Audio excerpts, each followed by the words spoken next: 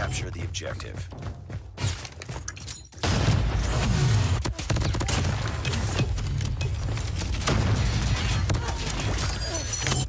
Hardpoint contested. Hostiles have captured. Hardpoint is ours. Hostile hunter-killer drone inbound. Hostiles have the hardpoint. Hardpoint locked down. Hardpoint contested. Hostiles have captured. Hardpoint is ours.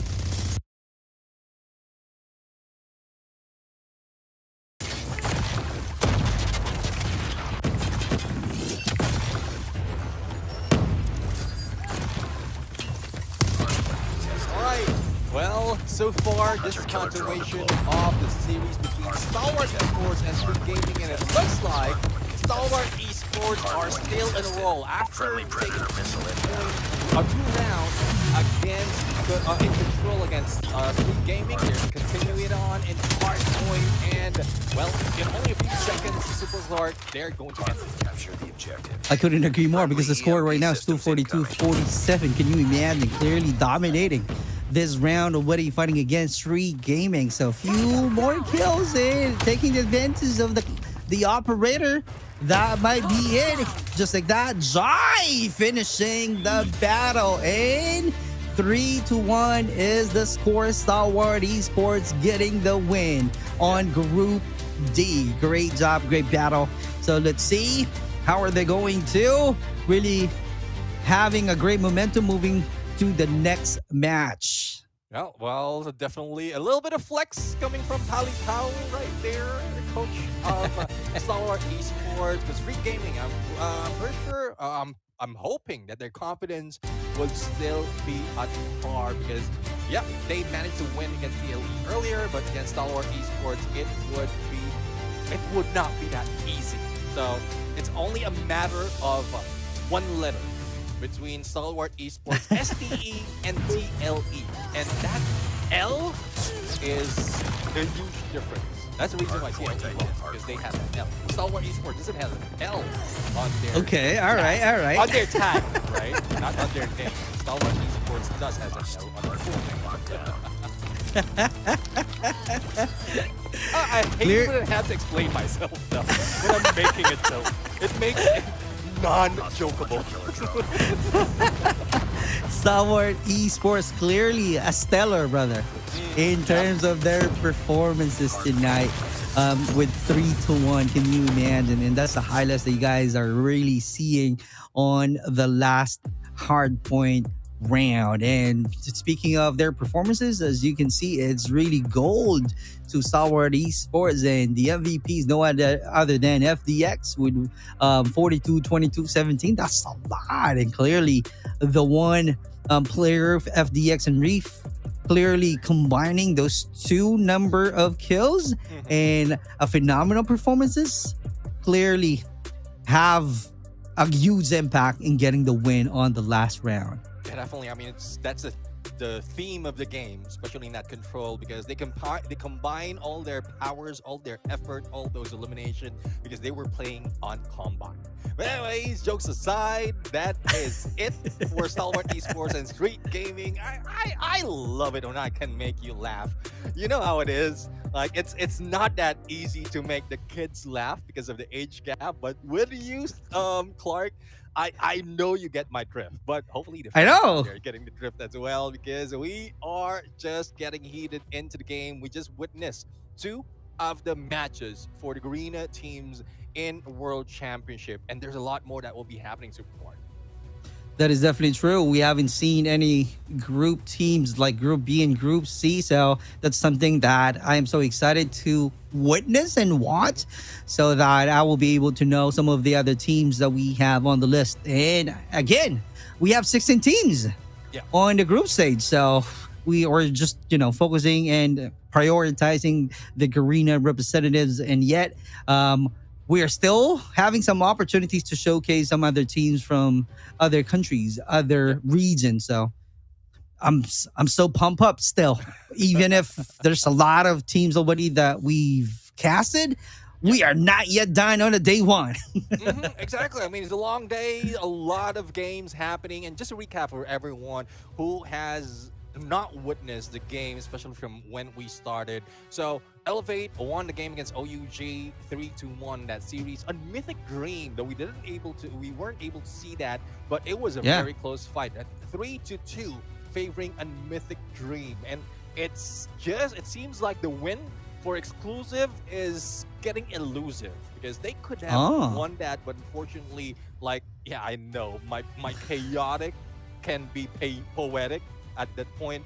But before we go in anywhere else, we're going to go for a quick break. When we return, more of the Call of Duty Mobile World Championship 2025 continues. So don't go away. We'll be right back.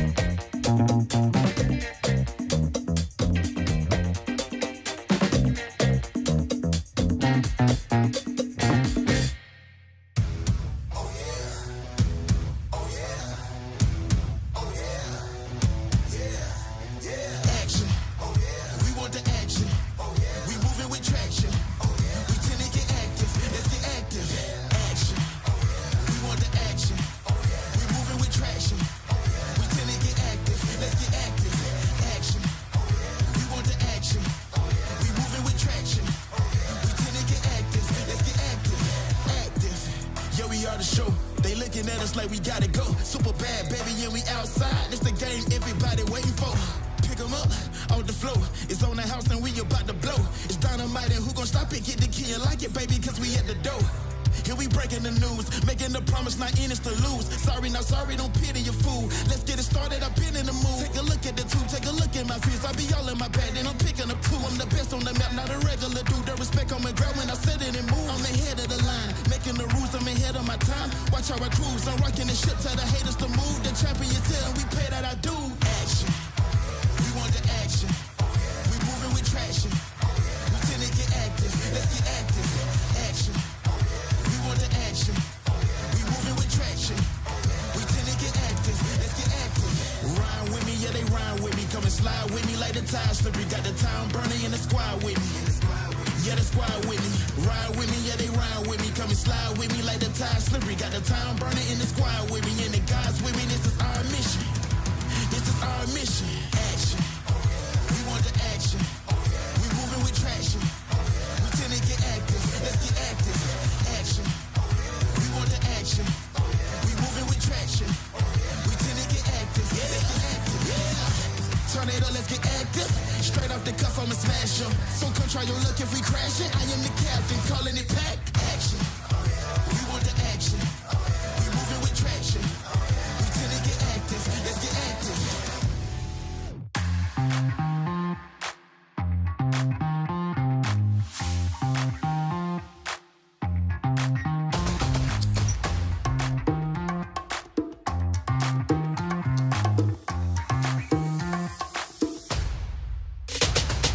Let's go bigger, I'm that killer. Coming in hot, make you jump like a thriller. Full figure, ready to devour. Crank to 11, now we're hitting full power. I'm packing, gotta keep up, cause there ain't no lagging. Settling into the early hour. Not giving up till we're hitting full power. Listen up, I got a way we can juice it up. Pick up the pace, cause it's not enough.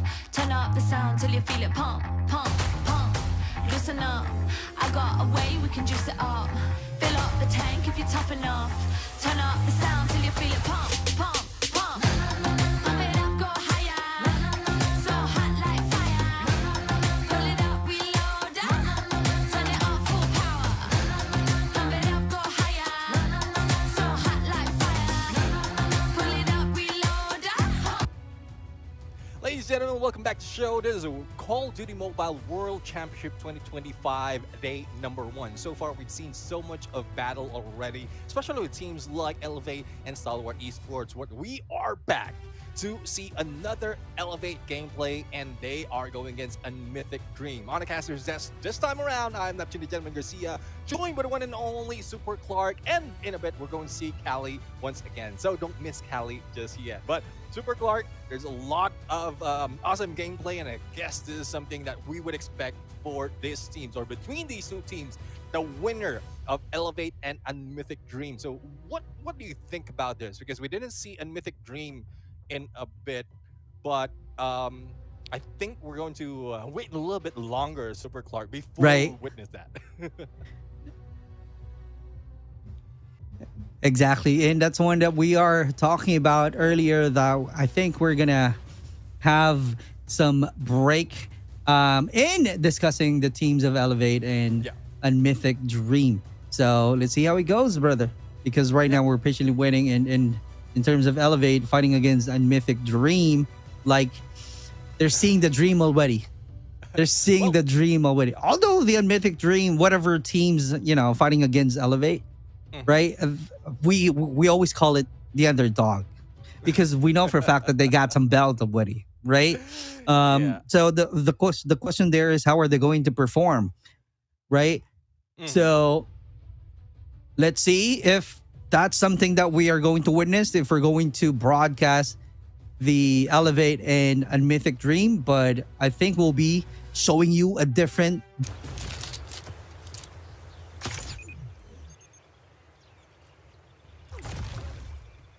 Bomb has been planted.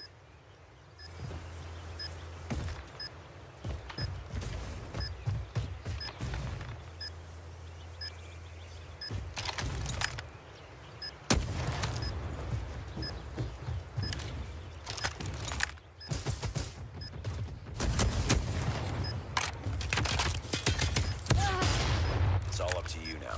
Complete the mission.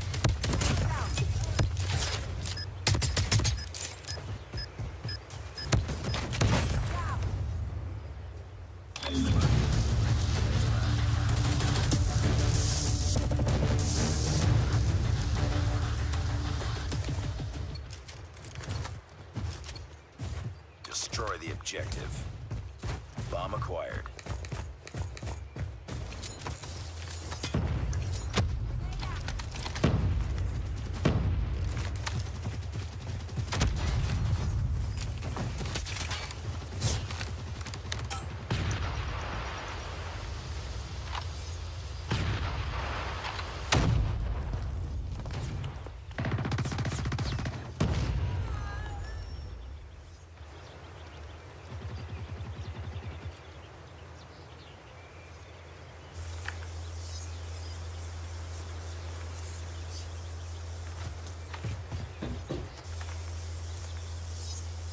The enemy has the bomb.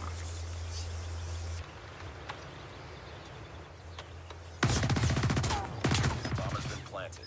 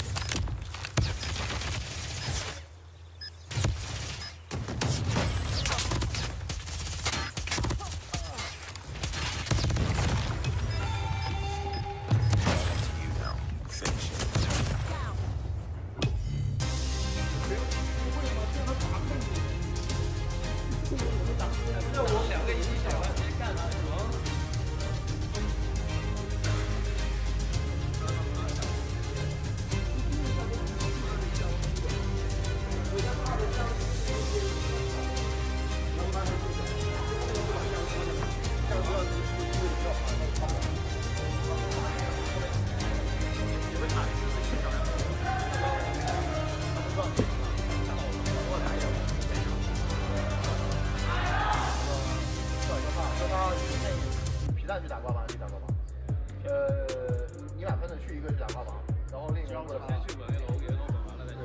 你皮蛋想打个防呀？都行啊。就是我建议啊，谁喷的自信谁把防，另一个人来加设，你俩可以商量。你那你来加设的。然后你听我说，如果说是他们要打交叉这个局的话，他们的地下室喷的会多，公交车走外侧，公交车外侧和地下室外侧，然后直接喷大街，不管交叉内侧。那这时候你们防守的时候，按照不是说我们防守的时候不去先接触你们地下室，现在就你跟着后手，进的话一算最稳，你不要去那个防守向外退，知道吗？明显的话我们向外退，或者说你的不要偏好强哥这个方向。然后我防守的话，其他的进攻你俩看情况，有的人靠，现在全靠这个他们开炮，他有炮的话，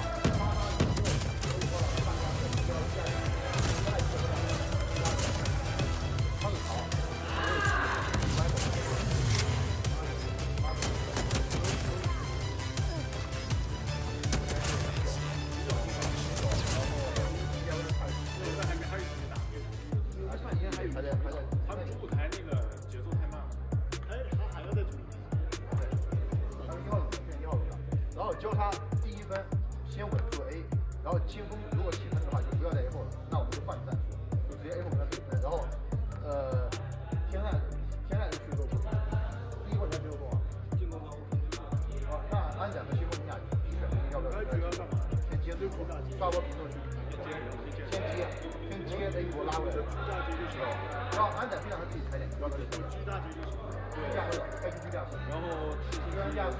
居家式开局居家式，第二波去。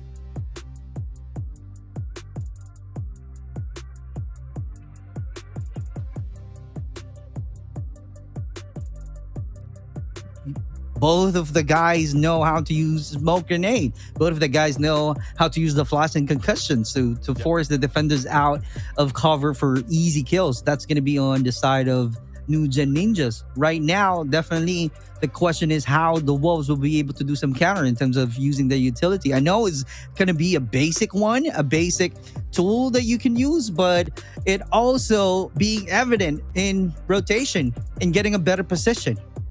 Yeah, I mean, I do agree. Definitely agree with that. And going back in Control, I was just reviewing the numbers right now on what happened in Hacienda. That was the first map between these two teams of Wolves and New Gen Ninjas. Now, it was 250 to 223. Now, if it's something that could motivate New Gen Ninjas, going against the Wolves, because there's a respawn mode pretty much similar, or half similar to Hardpoint, then they might be able to bring one number for themselves, and then they go back to combine, bring it close against the Wolves, so that would bring it to game number 5.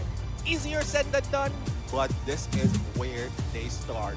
Crossfire, the OG map when it comes to Call of Duty Mobile, is back, and this time in Control between Wolves and New Gen Ninjas. The battle continues.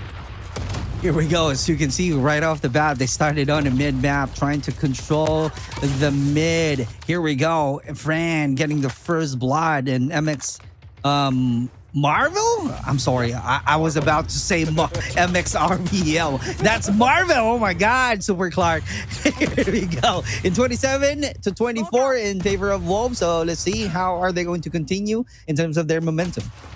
Yeah, let's see though. Well, the momentum so far is quite good. Up close and personal though.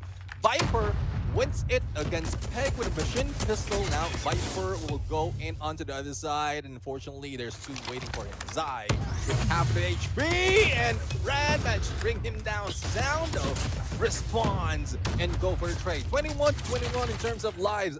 Jez right now would say, geez, where are you going? I'm going to bring you down. 50-50 is the one that we are seeing, because it's so interesting that only one player using a sniper on this crossfire map, and a lot of players right now using shotgun and SMGs. Finally, King from the Wolves using a sniper after respawn. So let's see how effective he is in trying to control and doing some long range. And just like that, G's getting another kill point. Looking at it, we are really close in terms of lives number, 14-13 in favor of New Gen.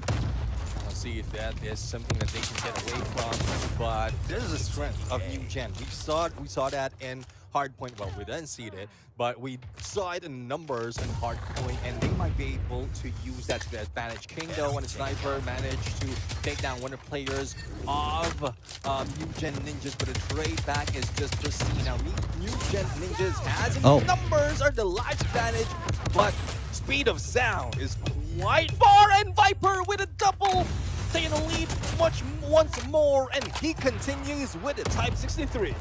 Oh my God, Viper is carrying out a team alone right now with 6 total of kills. In terms of the remaining lives, they still have 7 close quarters, just like that. 4 lives to go to get the first match on New Gen side. But let's see, Sniper, this is the one that I'm talking about. King finally using that on the cross map building. So let's see how long can they keep up? How long are they going to really perform on this match? We still have 1 player to go, which is King, so he needs to be careful. Yeah, I mean, central building going solo might be able to get the 1 or 2, but in terms of how much or how many it is for New Gen Ninjas, there's not so much. Marvel dealing with a finishing blow, and that was 1 point heading into New Gen Ninja's way. Yeah, I guess the Ninja way would be a winning way, and let's see if they can continue on. Aggression is the key to the one that we are seeing from the Ninjas. They're now being stealthy because they know where to go. They know how to control the mid map, and clearly starting a good aggression right off the bat. So let's see how it goes, because King losing the battle and doing some respawn with the use of that sniper. So let's see how effective he is. And G's keeps on performing. Another kill point from his bag, 1-0. But in terms of the number of lives, 28-25, 3-point difference. We still have a minute to play in. So let's see how dominant they are. That's another win coming out from Viper, getting 2Ps, 3Ps. Oh my God, annihilating all of the players of Wolves.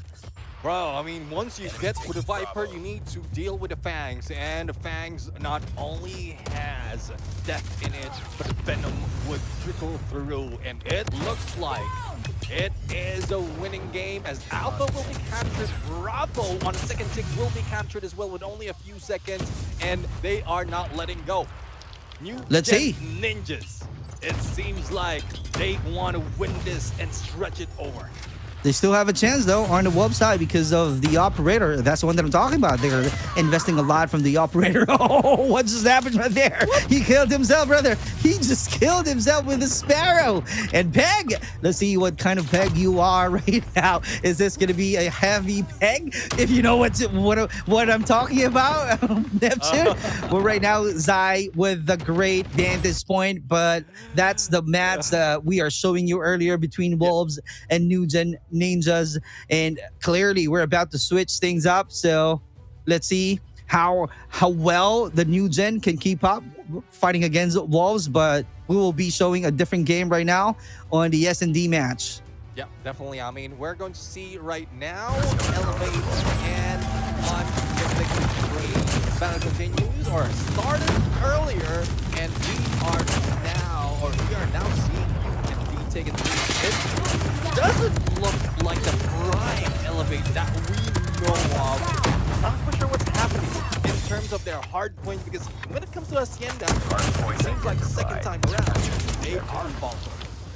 Well, if you remember the interview earlier after getting a win, it's kind of like they're saying right now that it's still a hard battle that they're facing right now because of the changes of the playstyle, and they're clearly all of the teams right now clearly adapting to each map. So that's why Elevate right here is definitely showing their best right here and make sure that they can still grab a win. But who knows, if they lost this battle on this map, they can definitely do their best on the S&D and the control. So let's see if that's something that I can predict early, brother, or UMD can still be able to dance through in getting a win. Well, if you look at the pattern on how they did it earlier, it seems that it is possible. ODJ did test them, left them behind. Hardpoint contested. Hostiles have captured the hardpoint. Terrain when it comes to search, destroy, control, and then the following hard. We've taken the lead. Brought it back. Hardpoint So identified. it's a matter of, is Hacienda their weakness, or is this something that they want to show everyone? So they Hardpoint locked down. underestimated when they are going in hardpoint Hacienda. But in terms of numbers, it looks that back is they are not that Hardpoint prime contested. game when they play this game. Which is interesting, brother, because, you know, they got the world championship. I'm talking about the Elevate. They got the world championship finishing the fight on this map, brother. So right now, I don't see that one. I don't see any great performances from Elevate. Maybe they're just trying to chill out first, finding the groove once again, and being committed to finish the fight. And then after that one, they're just going to do some reset and fought hard to get a win on the SMD. But so far, they're doing their best to really control the point, the hard point. But in terms of scores, that's really a lot. But I don't see any investment in terms of operators still, but because of, you know, they're being lost, and UMD is still able to dance through to all of the positions, to all of the corners of the map. So that's why Elevate is definitely having a hard time. Yeah, I mean, it's one thing as well, because you did mention that from last time they did win this on this specific map against U9, and like it just got that line where a lot of people are anticipating what they will be doing hard. Correct. First off, how everyone is watching that game, studying how they rotate. This is where they are qualifying. So if they will be brought final game, final match, Hacienda hardpoint, that is where they will be double down. But as you can see right now, they're slowly catching up, and the lead of the speed is now going down quickly. Oh my God. Like specific hill. Oh, so Sano coming back strong right there.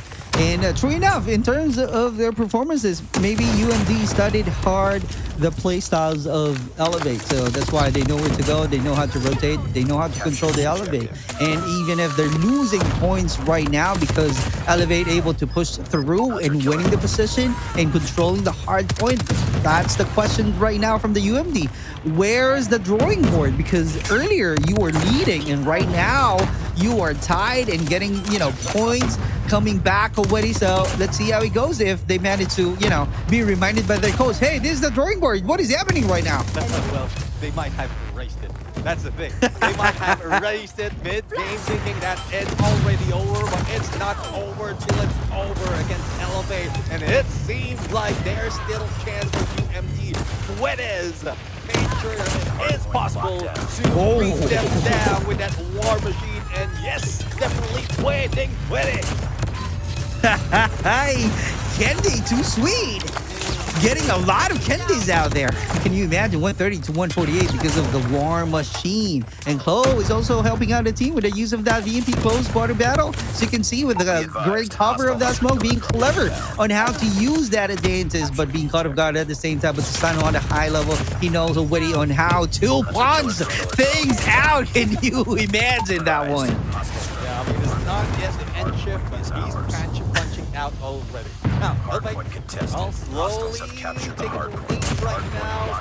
Yoki can lean this We've up, taken the and lead. with the spawns of UMD. Seems like it would be difficult for them to take it off this hill. One hill that can be taken advantage of by Elevate at this point. Can be Yoki there just from all Oh my God. sides. Oh my A God. triple for Kendi before being ended by NP.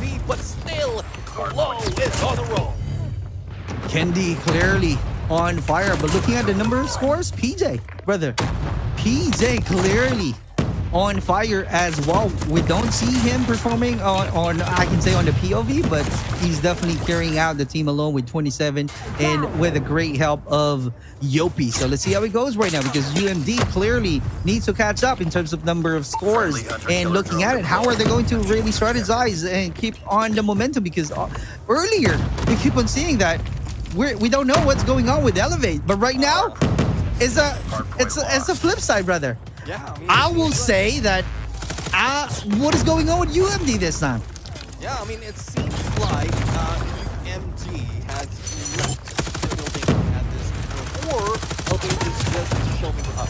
I mean, I really love how Elevate is showing up. They learned from their mistakes earlier, going against OUG, and now they want it back. Not losing a hard point, not losing anything. They don't want to be underestimated in this specific map, because they are a team that could grow strong if they continue. And Kendi right now, the Kendi man. Kendi again.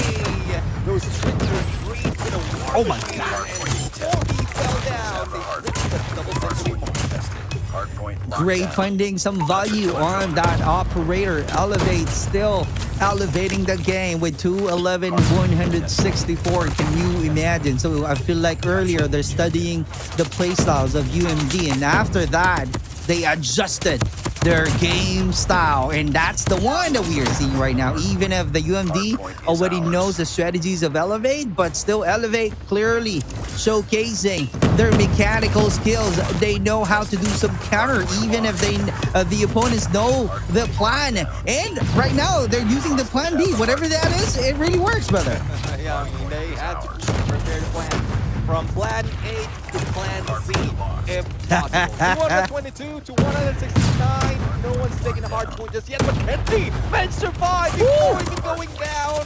And it is the Hunter Killer drone that has made him falter. But still, BJ on to rescue. But Chewy, Dakota, making sure that they will bring anyone from Elevate down, complete this crappy P1. Point Oh locked my down. God, rotating right now, being ahead in terms of position. That's the key that we are seeing right now from the Elevate, but also being caught off guard. But that's only a flag. What a great rotation being made already by the UMD, but they still need to do more in terms of numbers of scores, and clearly able to capitalize on that missile just like that.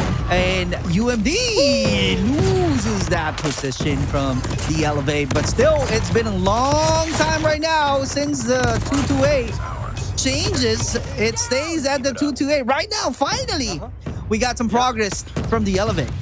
Yeah, let's see though. I mean, Elevate already taking the point, and they might be able to end this, but seems like Unmythic Dream will still need to catch up and make sure that they can clear this. Yopi being taken down already, and they will be able to get 200. But the only question is, can they stop PJ? Yes, they can. Shisui says, no, you cannot enter, but the rest of the teams are already moving in. 19 seconds on the clock, and this is it. It's GG's for Hardpoint against UMD. Congratulations for winning the Hacienda 250 to 195. Clearly a dominant gameplay. This is the first time I'm seeing Elevate right now winning the Hardpoint match. So it's kind of like they learned a lot from the first game. So the coach like, hey, what just happened in the first game, Hardpoint? What are the things that we need to adjust? You gotta put some energy. You gotta put some effort to it. So that's why they're being triggered, and that's a good reminder from their coach, and that's why they're performing. It's clearly evident that the change is being made, the progress being seen, and they gotta win at the end. Yeah, let's see though. I mean, that is it right now for Hardpoint, and as well as for Super Clark for the moment. Callie will be back on the desk, and I want to hear what Callie has to say about this game, because so far we've seen Elevate almost faltered against Unmythic Dream, and now they managed to catch up. Now, is it something that they just evolved after losing against like OUG, or it is part of the plan? If Callie is back there, he can answer. in there. So did you happen to catch my question, Callie, or no? Yeah. I got it. Like I think there may be a big problem coming in for Elevate when they're playing Ascenda, because we've seen multiple times where they play Ascenda, whatever team it be. Like they did have some instances where they'd have those slow starts, and good thing about this is that they were able to find the adjustments that they require, knowing that UMD is kind of that big map kind of team where they kind of thrive when it comes to playing these bigger maps, when it comes to playing respawns. So you're glad to be able to get away from it, right? You were outslayed for a couple of hills here and there, but more importantly, the way you tried to do it was just stick to the strategy, right? They were playing time here. And it's just the overall capabilities of, again, having Kalo around the map that has allowed you to be able to extend out and create some pressure. We're talking about Kalo holding out the hill, then PG and Yopi just sent out just to play hunt and get those eliminations at the end. But one thing for sure though, on Mythic Dream, their dream is still alive on this best of 5. And once again, this tournament is brought to you by Call of Duty, Activision as well, but our official phone partner is OnePlus. And yeah, this is the first time that we'll ever have a 165 Hz phone. And you know it's so good when the problem is it's too smooth. I don't even know if that is bad. Like, these players are complaining that it's too good. Like, really crazy optimized. So if you do want to have like the best chance for you to play Call of Duty Mobile or any other game, OnePlus has created a mega weapon for you to play and gain so much advantage up against your opponents. Yeah, I mean, the problem of being too smooth is probably their fingers are like just sliding through. And you know how it is. From the early days, especially in the Philippines, when Call of Duty Mobile players are in there, they got used to a little bit of delay. But using that phone on the LAN scene, it seems like it would be different. It throws them off. So hopefully they can adapt to that as well. If that is an actual comment coming from the players. But, well, comment aside, we are heading straight into Search and Destroy, firing range, Elevate. All right, taking lead between on the series, and PJ with that lurk taking one down, Cal. Yeah, for sure. Now we look into it. This is the classic map that we've always been dragged by Elevate, so UMD better prepare for it. You're looking at Poides as well as Envy. Envy being that highly experienced player, has played in multiple World Championship under Tribe Gaming. And yeah, seems to be they are gonna take it head on.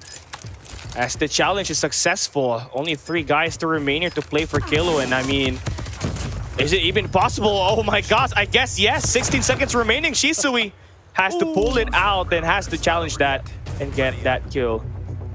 Well, unfortunate for them. That's just a 1 point. Now let's see if this is something that can be changed. But I'm really loving and seeing Shizui's name on board most of the time. And let's see if there's something that he can take advantage together with the rest of the teams. On Mythic Dream right now, well, keeping Dream alive and winning that point. And let's see if they can continue on, especially in how Elevate can adapt in most cases than not. But position-wise, it's so it looks like UMD will just be waiting for everyone. And Kalo managed to take down Noisy. I mean, you know how it is. Once you have that sound cue, once you hear someone noisy, you can get that position right away. Yeah, there you go. It's all about the sound cue and this information right here for your squad. And for Susano to make the play early, to make that push, look at how much damage has already been done here. And here you go. We're just kind of buffering here for a bit, but one thing for sure, Envy as well as Dakota gonna have a hard time here trying to figure this one out. Let's see though. There goes a jump with a pinch by Kendi, and on the other side from Kalo, but Yopi, well, impatient. They're waiting for 2 players to end it. The same goes with PJ taking down Dakota. Now, it is now equalized 1-1, and the position is still the same for both. Now, let's see if there's something that can be worked in by both Elevate and UMD. And, well, UMD still taking that long A, everyone on the roll. Here we go. It is going to be UMD again, trying to burst through the A side here quickly, utilizing those nades through smoke. And Kalo's going to fall prey to that. Candy needs to activate here. As soon as that bomb gets planted, you're gonna need to try to work your way around this. You still got 4 players remaining. Do you hit that shot right there? Insane. To keep this game close. A 4v4 situation now for Elevate as they work their way around. PJ is going to be the N3, searching all of this information, and he's gonna help Yopi find a double. Boyd is even shot down by Susano and Envy. What can you do up against the world champions? Oh, That's one, but unfortunately that will be the only thing that he'll be able to get. Yeah, when you asked the question, he answered, but unfortunately there's just so much Elevate players out there. But I love the fighting spirit coming from UMD. And as you can see, even faltering that game, he just understands the situation. He's not even disappointed at that match. And let's see, it's still close, 2-1 the score, and they might be able to take back 1 point unless if Elevate decide that they don't want to give any, then they might be able to do so, especially with Kendi on the snipe. Okay, Kendi. Yeah, you talked about him. You and Super Clark have been talking about Kendi, you know, throwing away Kendis and making sure things get a little bit swifter, right, for Elevate on that match. And it did. Paid out at the end. There goes the utility. There's a stun. That's the information. You still need 1 more smoke to make that cover play for PJ to make the push here in this long A. I guess they're gonna try picking it. Susano is gonna create all the chaos. It's left with just Shisui to actually be stuck in the barrel side. So talk about isolation. Elevate are going to take control of the whole trailer side now, as well as this long A, and we dissect that. Yopi is gonna clutch it. Elevate are easily making UMD make bad decisions in this game. Yeah, I mean, talk about bad decisions. Shisui in there just went ahead, and because like he's really stuck in there, he couldn't turn back. Leaving the trailer behind, 2 players in there, potential elimination if he just waited. But nope, it's just a bait and switch that is being done by Elevate. Now let's see, Dakota right now on the spray, not seeing anyone, not getting that information, and that would be a loss. But Kendi takes down Puedes, and it quickly is a 4v5. A 4v5 situation. Yeah, Elevate, you know, has gotten full control of the game right now. And Kendi, you love to see it, that he's involved in these fights. But I mean, it's 2 kills, and that's not Kendi, by the way. That is Mr. Yopi. Yopi 1 Kenobi. A couple of information we got here, but it's okay. Kendi is still Kendi. I mean, they might have changed seat earlier, but let's see though. Let's see if that's something that can be corrected later on. Shisui right now, well, on the snipe, and Kalo at this point on the trailer is trying to avoid that window. Just make sure that he will not be going down because it's equalized right now, but time's running out. Less than a minute spared, and no one's letting go. But speaking of which, Dakota managed to take down Kalo after trying so much to slither out of the way. Oh, Yopi and the crew now are tasked to play this one with only 1 sniper. But you still got your N3 and your follow-up in Yopi to make their way in here. They're gonna push through the smoke. Noisy is gonna fall. PJ hiding around in plain sight. Yopi there to make that push and making it look so easy now is the Wampa combo. The classic Yopi PJ duo for the retake, and it's successful. Elevate has got this in the bag. They read that one like a book. I love the coordination coming from both those that duo. I mean, it seems like they it's like a dance. It's like a dance. Yeah, definitely. I mean, it's a tango. It's a tango. When you talk about this two, they just coordinate that well. 1 step from the other, 2 steps from the other. They just know when to converge and target 1 corner. I really love it. It seems like that has brought them that winning ways, and it seems like Elevate is still dancing to the music. Dancing to the moonlight, everybody's feeling. Okay, never mind. Susano is definitely in the moonlight. You in Poland in winter. That's every Filipino's best. Well, Kendi right now taking the best, taking out Shisui, and Puedes managed to trade PJ. Now, Katowice C. Poland seems like it is treating Elevate quite well because it looks like at this point, they are on a field day, taking everyone Wow. out in this game, bringing themselves to 5. I don't even know, man. Call me biased, but Elevate is playing more like a CDM team with the way that they structured those post-plant retakes on the defense. And you start to really take a look at it right now. If you are, if you're UMD, how the hell do you lose out on numbers advantage at that point where on the A side, it's where you mostly get close range combat, and for some odd reason, you can't spot PG and Yopi when they're on their way to try to defuse that bomb. But fortunately, we are gonna try to take the switch on the side and Elevate. Looking to try to play it slow and play through Susano. I tell you what, we've seen so much presence from the sniper for Elevate, way better than this. We're talking about 11 kills in total for Susano and Kendi, then overall 6 for Puedes and Envy. Right now on the defense, you need your long range to stop this push for you, so you gotta make sure that they're involved in these fights. Let's see now if they can get themselves involved. Yopi right now turning back, grabbing that bomb, and fortunate for them, they lost one player, but they equalize it, and even more now. They are on a 3-4-3 after Kalo taking out Noisy, bringing them to 2. Now it seems like PJ and the rest of the gang will just be on a picnic. Only one player to deal with, but it's a sniper, so distance would change if Susano would not make this shot. But we know the guy, even if he plans, if he gets information, that one shot, one kill would be it. Here we go. For Envy, it's just such a tall task to play for this retake right here. You got no room for error. One more round means Elevate is in match point in the overall series and game point in this map. Envy is gonna get flanked there by Kalo, and just like that, you feel the pressure coming in for UMD. That no matter how much they try, Elevate seems to have the edge in fighting those rotations.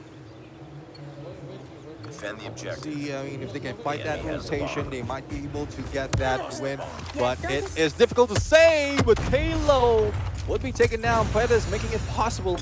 And possibility is endless when you have that dream to keep alive. Now, let's see if there's something that can be done by a mythic dream. But Yopi not seeing Shisui from that angle, and Susano will try to make point, but unfortunately he needs to back away.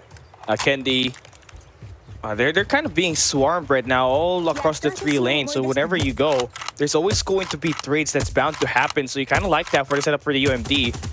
But they're starting to really get an idea where you're going. So they're sending down Envy to play the flank here. And I don't know if Elevate has the information here.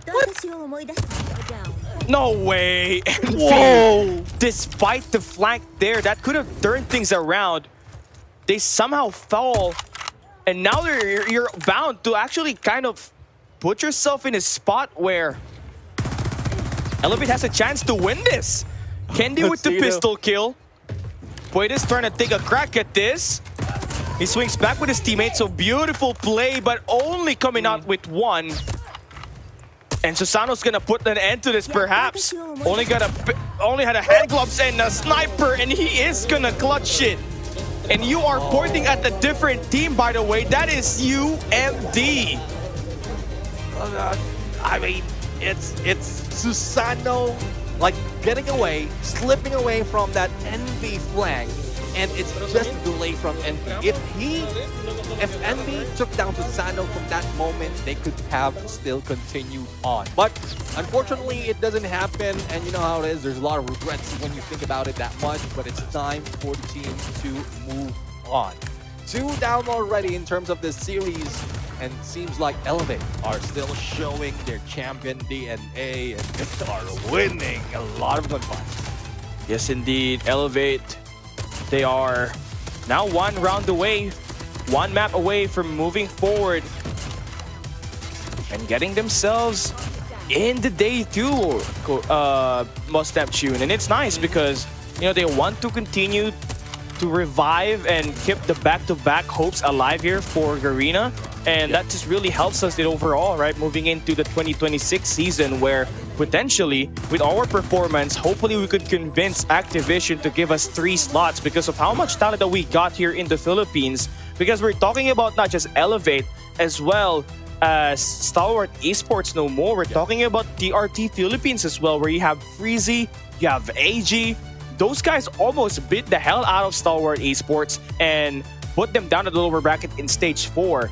So it's really just trying to get as much as we can here this time around. And for Elevate, with the way that they have been playing so far, has looked convincing. So you gotta make sure that you end the day with great momentum up ahead, because you win this, you don't have any games no more. You're waiting for day 2 where potentially you're gonna end up going up against Group D's number 2 team. Yeah, I mean, I do agree with everything that you said, especially for Garena getting more spot. And that would depend on how much Elevate can show up. Grabbing another championship, Stalwart Esports also showing, and I do agree, there's a lot of talent that is involved in the Garena region, not only in the Philippines, in the entire Garena region. So I want to see that happen. I want to see that come into fruition. But there's still a long run. Yes, it's only a couple of days remaining after this one, but the run will still be long, similar to what we are experiencing right now. We're halfway through our list of games, and there's still more to come. So hopefully, not only Stalwart Esports, Elevate, Puck performs quite well. Same goes for Stalwart Esports, so they would end up at the top. Definitely. And for Unmythic Dream, because how do you even bounce back from this, right? You kind of have those 2 maps where it's kind of involving your snipers, your long-range players to play for you. Just wasn't really enough, knowing that Elevate was just kind of the better team, right? Better firepower at the end. And I think the overall team play is just what really sets apart Elevate from Unmythic Dream. Because from what we saw from the dance of Yopi and PJ when they're going in for the retake at that A site, you just know for sure that you can't build that overnight, right? It takes months, not even months. It takes years for that to happen. So you kind of feel good that you finally, if you're Elevate, you're finally 1 map away from actually taking this one home and moving on towards day 2. Yeah, definitely. I mean, well, a lot of scenes are out there, and we will not see that control mode just yet. But going back to what we witnessed earlier, we did see Wolves going against New Gen Ninjas from the early parts, and now they have, Wolves has won 3 games against New Gen Ninjas. So it's as much as we want New Gen Ninjas to win at least 1 or 2 games, it's just difficult because of probably how they're set up right now, Callie.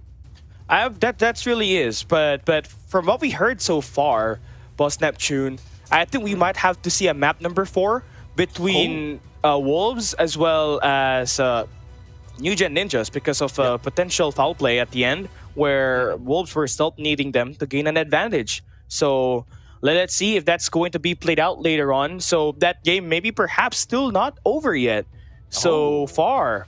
So we'll be having to take a look at this later on. The dream, staying alive. They stay alive. They stay alive. Oh my god! You know how many times. You know how many times I have to pull that one up because of how iconic that is, and I don't want to say it because I don't want to ruin the legendary title, right? If AJ has the ladies and gentlemen, boys and girls, the Neptune is like they stay alive. Oh, I mean, it was Coach Jay who really brought that into light. Actually, no.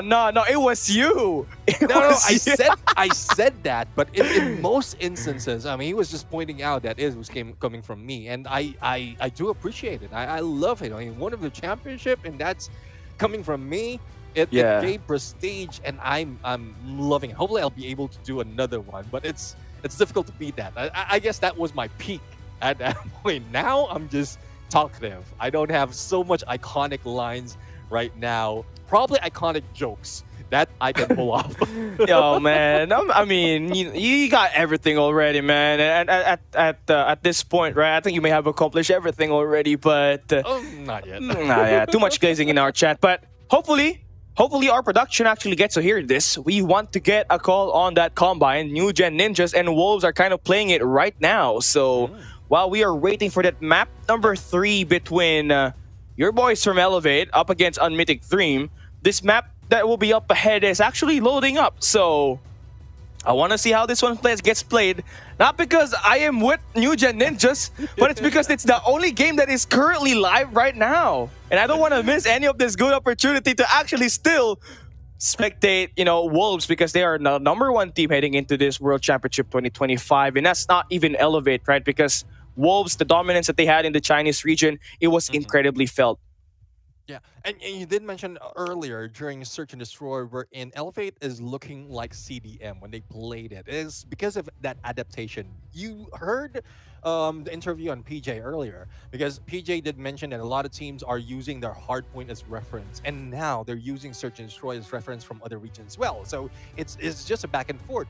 And similar to what I mentioned earlier, there's just so little of adjustment that you can do to be able to catch up, to be able to get away rather to the tactics of different teams. But, well, I guess we are on right now, continuing the battle of Elevate against Unmythic Dream. So, sorry, Kelly. It's okay. Ninjas right now. No. For as long as we got Garena, though, I love I love me some Garena action, and Elevate are on point to take this win and advance to day 2 of the competition, where they got a chance to defend the title on the next stage. Yopi and the crew haven't really played a lot of Takeoff, but on Mythic Dream, they be thinking that this might just be the best map for them to maybe score and get themselves in this best of 5 series in the board. Moving forward, first 5 kills looking pretty steady here for UMT, as they definitely did get an extension around the map, but they have been sorted out already, so they're kind of put into a reset. And what you don't really want here when you're especially playing on the attack is allow of an opponent on the defense to get that top P2 control and that mid-map rotation where there is a head glitch waiting for you at your spawn. And it's really difficult to try to take that one up unless you got nades to back you up and the proper communication to just really single out how heavy these games have been. Now let's see if this is something that they can change right now. Looking at it, UMD at this point still has the lead in terms of live. A little bit chase on that spray, and it is unbelievable how you couldn't get away from that. I mean, you can slide, you can jump, but running while being shot, definitely you will be going down. There we go, 11 and 19 on their score line, and UMD, you love the presence that they're doing in this map. It's not just the mid-map that they're trying to ensue, but also trying to involve the third lane, which is on the top side of the map. And that has scored them a couple of kills, a couple of possessions that has allowed this game to be more manageable. But the hard part about this is now on the B side, where you need to be able to really flip this spawn of Elevate. You need to take that medical control, put them over at the bottom P4, but it's easier said than done because they got power positions ready up on this rotation.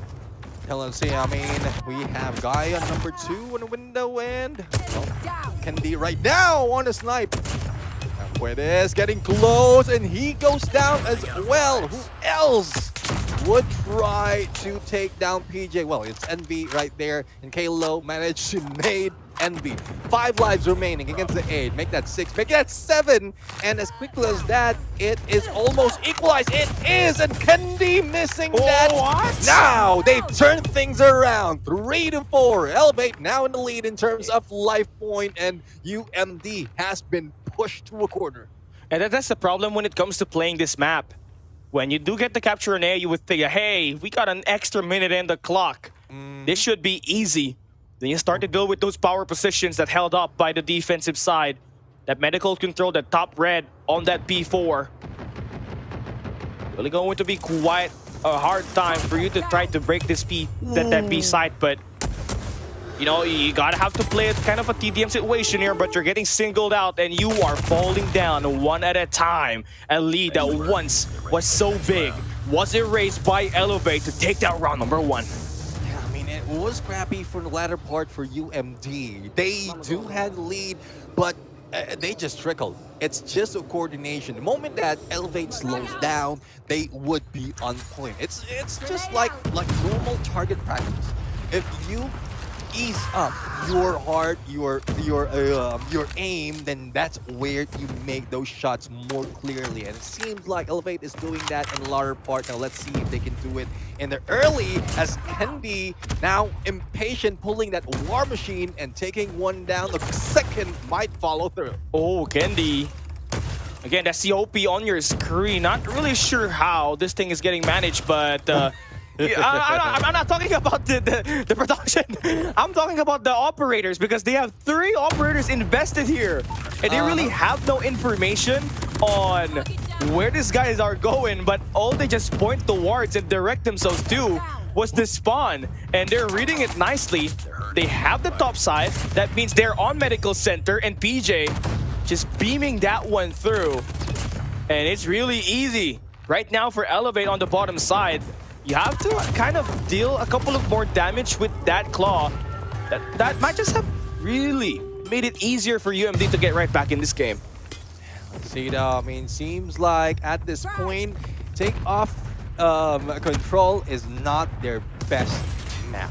They tried their best to get position against Elevate, and now they are being taken down. Looking at the numbers, they did lose 3-0 against TLE in this specific map. So I guess this is one reason why Elevate is winning a lot of those gunfights against UMD. And well, let's see if they can bring themselves back up. But 10-15 and A being captured, plenty of time for UMD. UMD's lives to trickle down. Certainly so. Just eight more lives remaining, just trickling down one at a time. And Elevate, they don't really care about getting that B capture when they have a minute to play around the map. But you don't want to play your game way too long here. You still want to put some pressure on the objective just to point direct and this attack on this UMD squad over B. And Kill is still out loose. How is he still alive?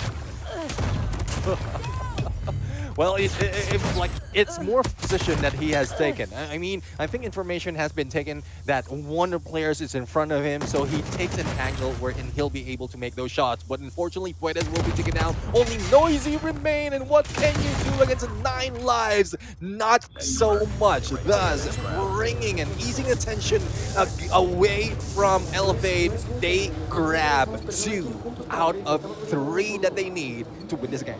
Oh, they are really locked in. Just one more to advance to day 2. Here is Elevate.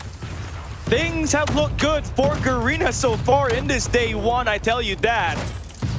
As they have been dominant in terms of map control here. Looking to be that another team to qualify over at day 2 already. But, you know, we've already crowned Garena another title. Last year already, right? But here we've already crowned a team from Garena to actually go into the next stage already of this tournament, which is on the playoffs. Which is actually your boys from STE, who absolutely delivered with their hardpoint and control battle up against Street Gaming on the upper bracket finals at Group D, I believe. So Elevate are on quest to try to join up with their friends here from the Philippines and Indonesia with the win right here. But you still got 19 more to actually take down. You need to secure this map first before we even talk about putting yourself in the next stage. Yeah, well, I guess this is what Elevate is looking forward to. If they can win this, if they can finish this quickly, then that would put them on the same spot as STALWART Esports. But what was that? Trying to punch your way out of Puedes. Susano is thinking differently, bring the big guns into the mix, spraying, but unfortunately not putting anyone down. It's more of a pressure of the sound, I believe, that Susano is bringing in this game, and still he has been brought down by Envy. 15-9 though, still plenty of leeway for Elevate, but not so much of time. Only 4 seconds to spare, and it seems like Elevate has defended quite well. And the only question is, will UMD survive longer to finish the game? Oh, we'll see. Oh, never mind. Time's run out, and Elevate will be joining STE. Your Garena representatives are heading towards the playoffs. 2-4-2, back-to-back-to-back years. You love to see that one go. For this squad, right? They are the bigger brothers of STE. They are the regional champions, and they make their way with convincing wins in this matchup. The road to the back-to-back World Championship title still is alive for Elevate as they defeat UMD at the upper bracket finals. You feel good about this matchup with your Olea. Now it's all about taking that rest and studying teams that you could potentially play in the double elimination playoff format tomorrow and until Championship Sunday. Yeah, definitely. I mean, definitely agree with what Elevate has done right now. It started off as if they are on a slowdown. It started, especially in the Hacienda hardpoint, it was, I don't know what's the better word to use, but it was ugly. I mean, how they lost that, they took the lead, and then they lost it, being left behind. And the second time around, it's a good thing that they managed to reverse it. Now, I might be taking some heat right here from Olea, but I'm guessing if that was the plan, to really slow it down, make sure that no one would be someone would be underestimating them and bringing them back in the same map, then that could have been something that they have in mind. So, I mean, I want to see more of that Olea action, Olea gameplay and tactics as well, and the aggression that Elevate has brought in. But we're going to go for an interview. This time, Susano, the kid. Yeah, not only did they make it through, they absolutely cruised through here in this series to make it into the playoffs. And I'm here with Susano, who put on a stellar performance there. And it must feel to you and your team a little bit like last year. You're looking very strong. Yeah, for me, I feel very 100% compared to last year. I mean, I would say even more ready than last year. So let's see. Well, I mean, that must fill you with confidence if you're feeling even better than last year. And speaking of a year, it's been a year since you've been up against other international teams. How much are you enjoying that and getting a flavor for different regions? I think many teams really improve a lot. We can see right now when we scrimmed them yesterday and fighting them against now, I can see that there has been a lot of improvement compared to last year. You can now relax for a little while, put your feet up, or prep, you know, to be specific here, going into tomorrow. Who do you think some of your biggest threats are here in this tournament this year? I think it's still going to be same, you know. Well, I Wolves, guess we're not going to be hearing any of the comps here for the interview, unfortunately. You've been waiting for it, but, you know, for Susano and the crew, they feel pretty good for sure that they'll be able to make a return on the playoffs. And honestly, like the confidence that's been the dream, right? For a team to be able to go back-to-back is something that has not been done in the history of Call of Duty Mobile esports, because we've seen teams right after they win, they start to falter and not really give a damn about the next year's World Championship. We've seen that with Tribe Gaming. We've seen that with Wolves. They had a fallout. They started to become complacent. And what would transpire is that the following year that they've won, they just kind of get eliminated early in the playoffs, where, yes, you could still say that your boys definitely scored a greater placement from where they were last time, but obviously the hunger is there. But for Elevate, they continue to prowl, they continue to play, and the dominance that they had here for today is an example to that. Yeah, well, let's see if that is something that we can see right now. Well, that is it. We've witnessed Stalwart Esports as well as Elevate move up onto the next level. The only question is, who are they going against and what are they going to bring in? But I believe the match is not yet over. There's a lot more happening right now. I guess especially for which group? I don't know. What to say. We're still we just saw a couple of the teams here. We're seeing Dolores and Divalos play currently right now. They're still under map 1, but we had a redo of the Ninjas and Wolves, right? We thought it ended 3-0, but New Ninjas who actually won Actually won map 3, but map 4 it was a dominant victory by Wolves to close it out 3-1, and they will be another team that we'll be seeing in day 2 of the competition. So that makes that 3 so far that has been confirmed, and you gotta have to feel good, honestly, that Wolves, despite the trouble that they had to face late in the year after having a dominant win in their region, they are still up there in a opportunity to contest and actually win it. But yeah, that's that for Wolves. GG's.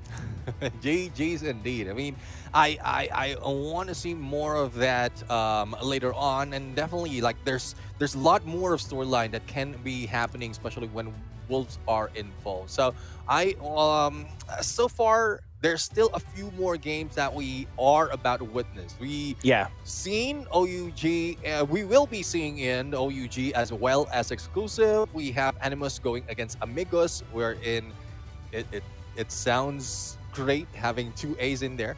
It sounds alike. It's rhyming as well. AMG, A&M. This one I want to ask you. So,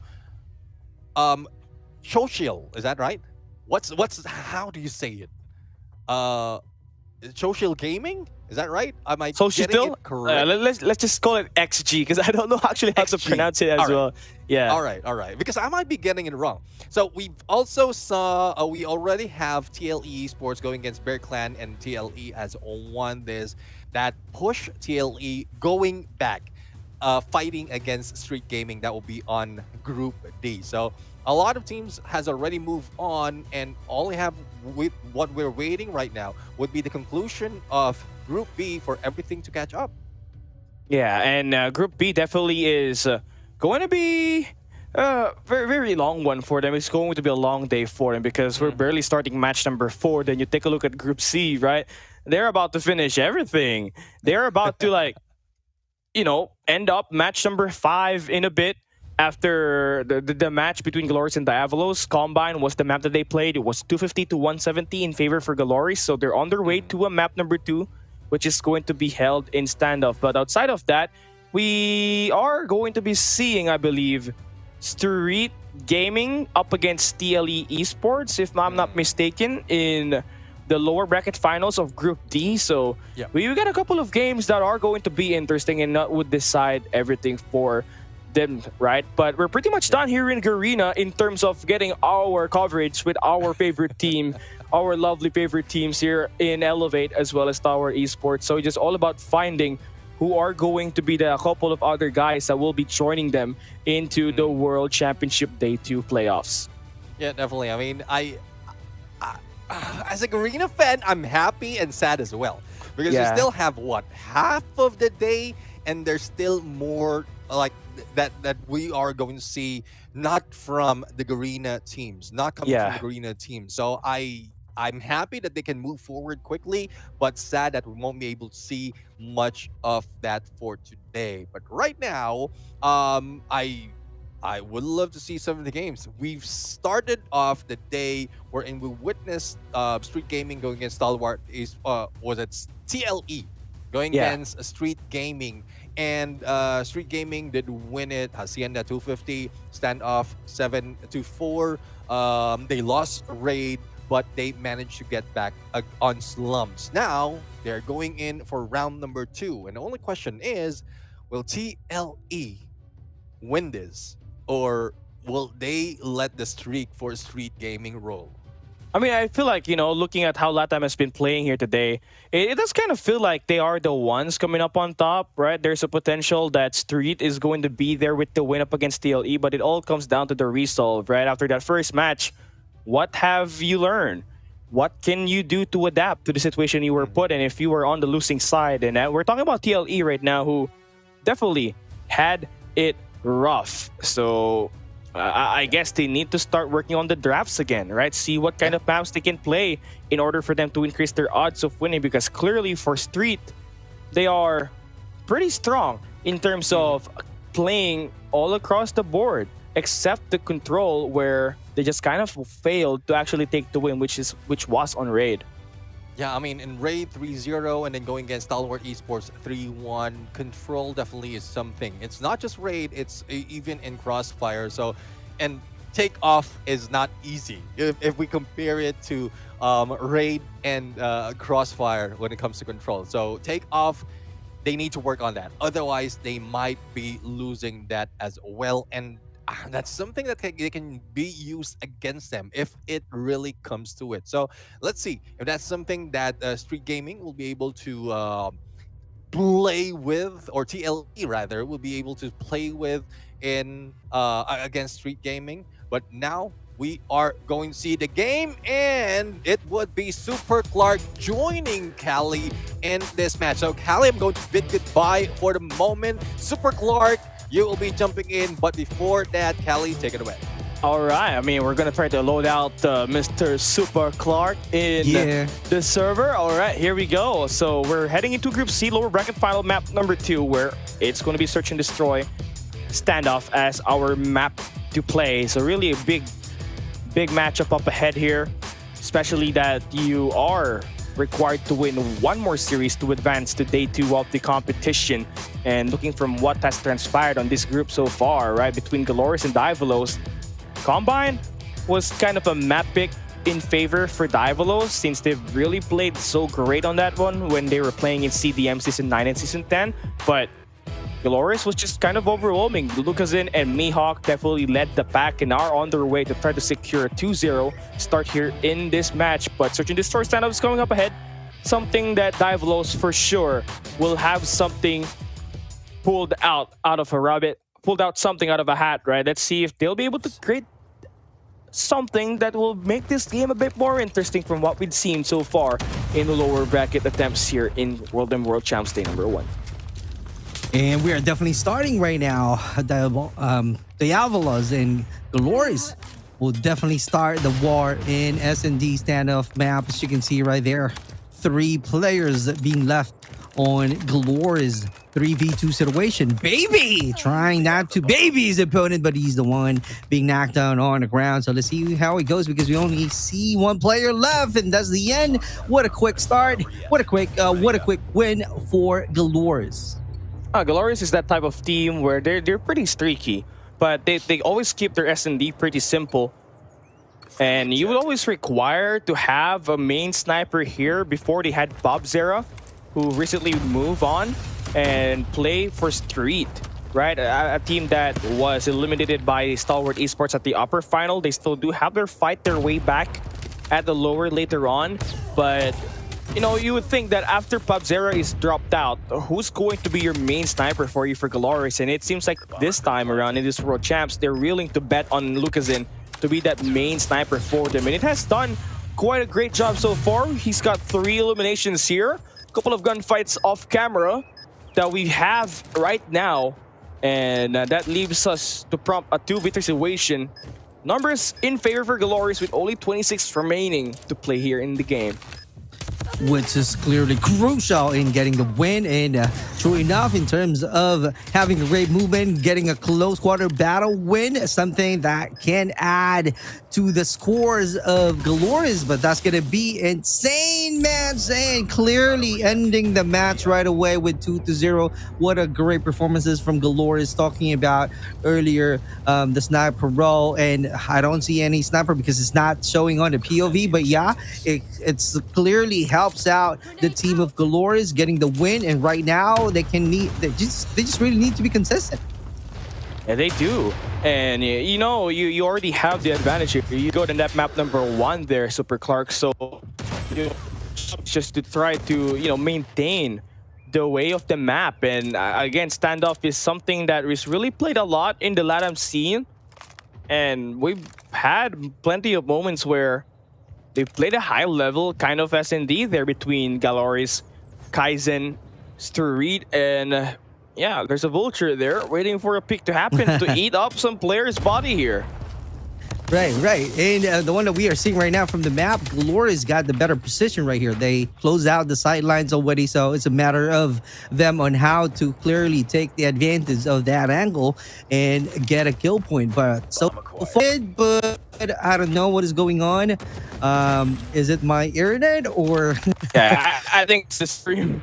I think okay. All right, all right. Super Clark. There's nobody has done Okay. the score so can pull you out. It's fine. Safe. I'm here. All right. Okay, I don't know what's going on right now, but let's see if we might be seeing 3-2-0 in favor of Glorious, because in terms of position, they got the advantage. And in terms of having the map control, I don't see that one coming to the Diabolos. And I'm hearing some sounds already that we started the new match. You guys have really failed right now. We're just running them down. We need to see some action here and action here. So let's come up a little bit aggressive, a little bit more pissed on the top of the map. Morris has had the numbers and quickly put that bomb down, taking off. The bomb has been planted. There we go. He did not know. They did not know what hit. Oh. It was just fast. It was a blur. I don't even know what the word is. Enough for that to finish fast. Surprise, surprise, brother. Surprise, surprise. I think that's a perfect word that you can describe it. But so far, so good with Glorious. Clearly glorious in terms of winning the battle for S&D, dominating already for the 4 games previously. Right now, I don't know what's going on with the Diabolos. They just really need to be devil enough in order for them to show some strength and clearly gather some intel to get more kill points, which is the one that we are seeing right now. 3 players remaining for Glorious. Okay, it looks pretty good now. You feel probably have the number, but you're still prompted to play for a retake. You really got no info here. Do you have utilities to play around to not get this dry pick happening for you? Pushing through, but not good enough as Foke messed him up real quick at the back. And wow. Oh my God. What a pacey round. In your face, called mobile action for Glorious. Pretty high octane, as I would say. I couldn't agree more. So I don't know what's going on right now with Diabolos, but let's see. They just really need to do more right now, because in terms of map control, that's going to be on the hands of Glorious. But let's see how it goes right here. But still, it's going to be the same strategy, brother. The Glorious is still controlling the mid map, as you can see right here. They got the angle, they got the sidelines. They can definitely control it, and it's clearly the strength of Glorious. So the question there is, how are they going to do some counter in terms of the side of the Diabolos? I mean, here we go. Let's see now.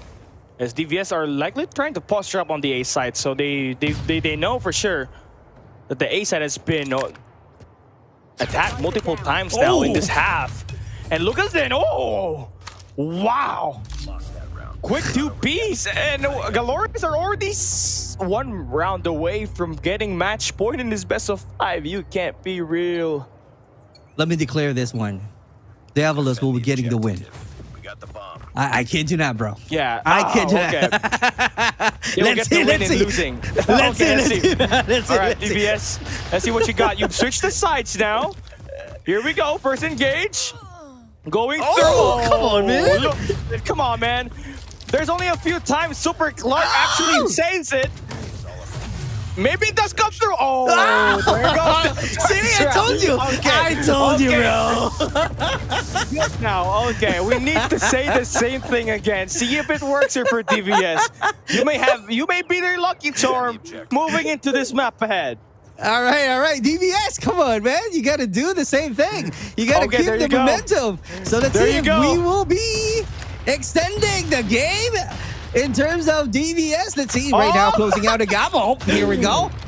Losing 1 player already. Oh, there you go, baby. Come on, baby.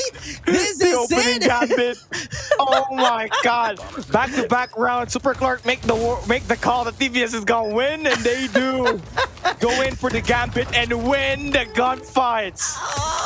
Oh my Lucas, days! come on, man. Oh, there you have it, bro. Okay. Let's see now. Let's see now if this charm of yours has to limit. We need DVS another round, baby. All right, come on, E10. This is it, E10. Bring your game, bring your A game on this one. And baby, come on, carrying out the team alone. I know you can do it. Oh, no, Kasi, come on, man. Give her time. Give her time to think. Come on. And Zeus is right here trying to really close out the sidelines. That's going to be too dangerous for the attacking side of DVS. So let's see how it goes. If this is going to be the last time to where DVS will get the win, or somehow Baby will come up to something differently. Oh! Oh no. Things are starting to not look good. I think that cheer may not be enough. There may be a limit. But, you know, if you're DVS, you had the lucky charm already. You can't be too abusive. You had your chances. You have to work your way now into this. Yi-chan, hold on now, has made it a little bit more possible for them. Unfortunately now, for Lucasin, has been the best player in this lobby for the whole group now. They continue to dominate it. Ooh, really clean shots. Oh my god. Oh my god, Yi-chan. This is it. It's on your hands. Can you decide? Can you extend the game? Yi-chan, make it easy for you, brother. Hence the name itself. Easy-chan, brother.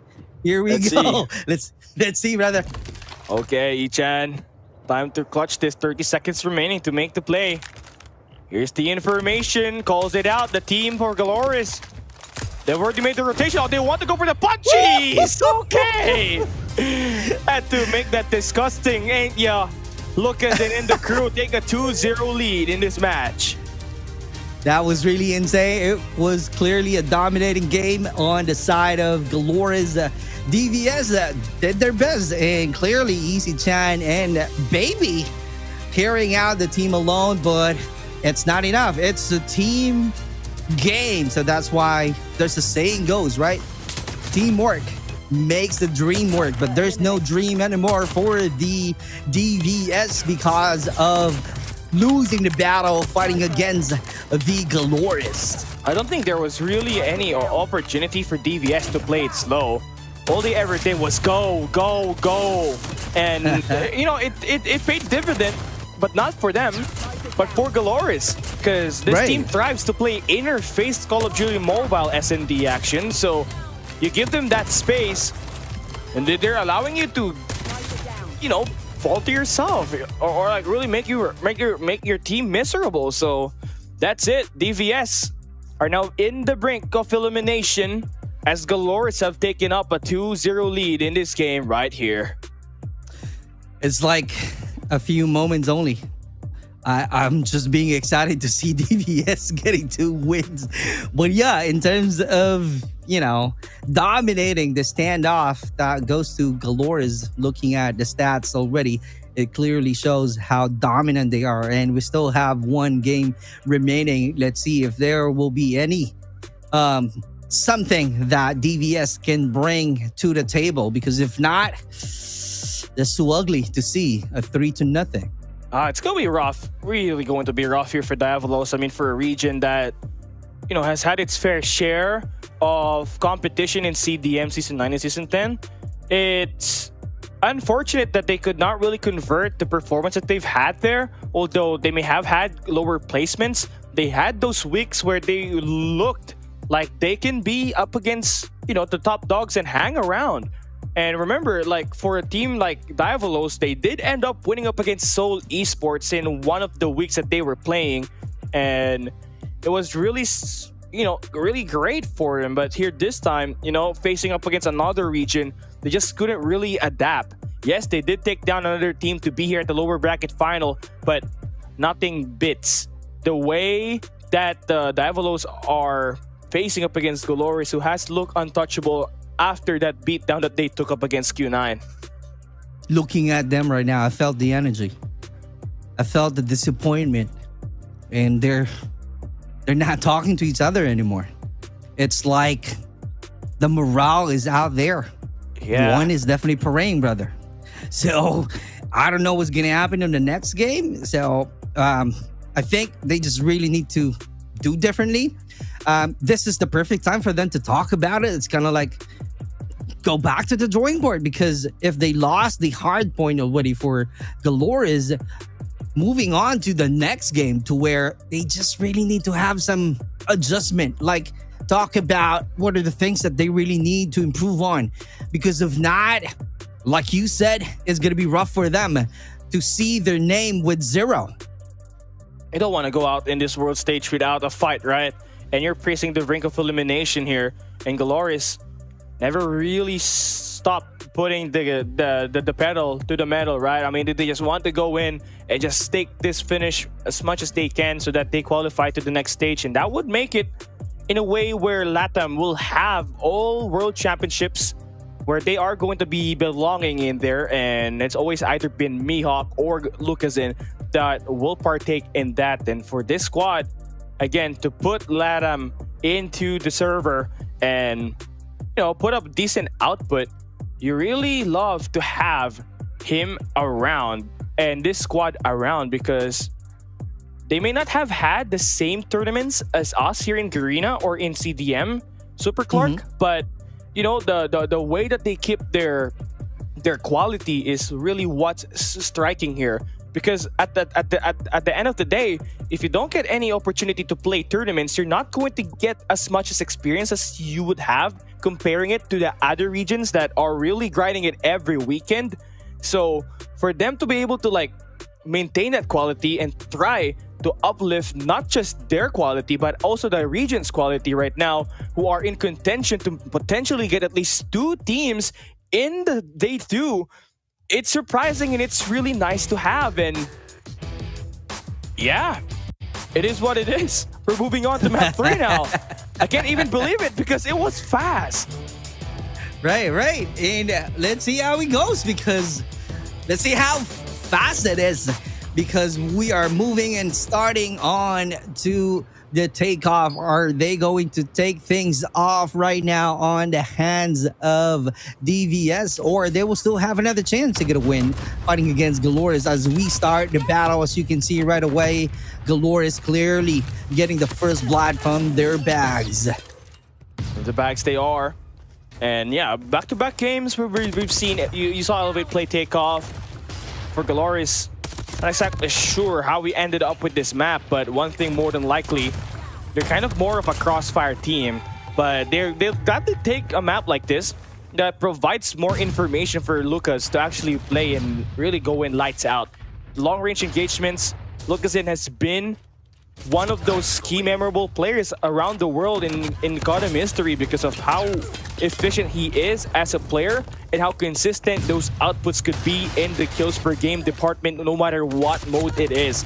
And for Glorious, a +5 on the life count here, Super Clark. It's clearly insane and evident that they know how to control the respawn, and seeing DVS being hesitant right now to be aggressive or to push in, I don't know if that's the energy that they really need to have.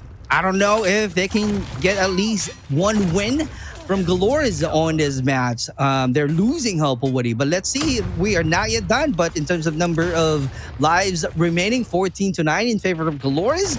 You got to think twice. You got to make sure that you can calculate all of your actions and be ready to attack and somehow retake the position fighting against Glorious.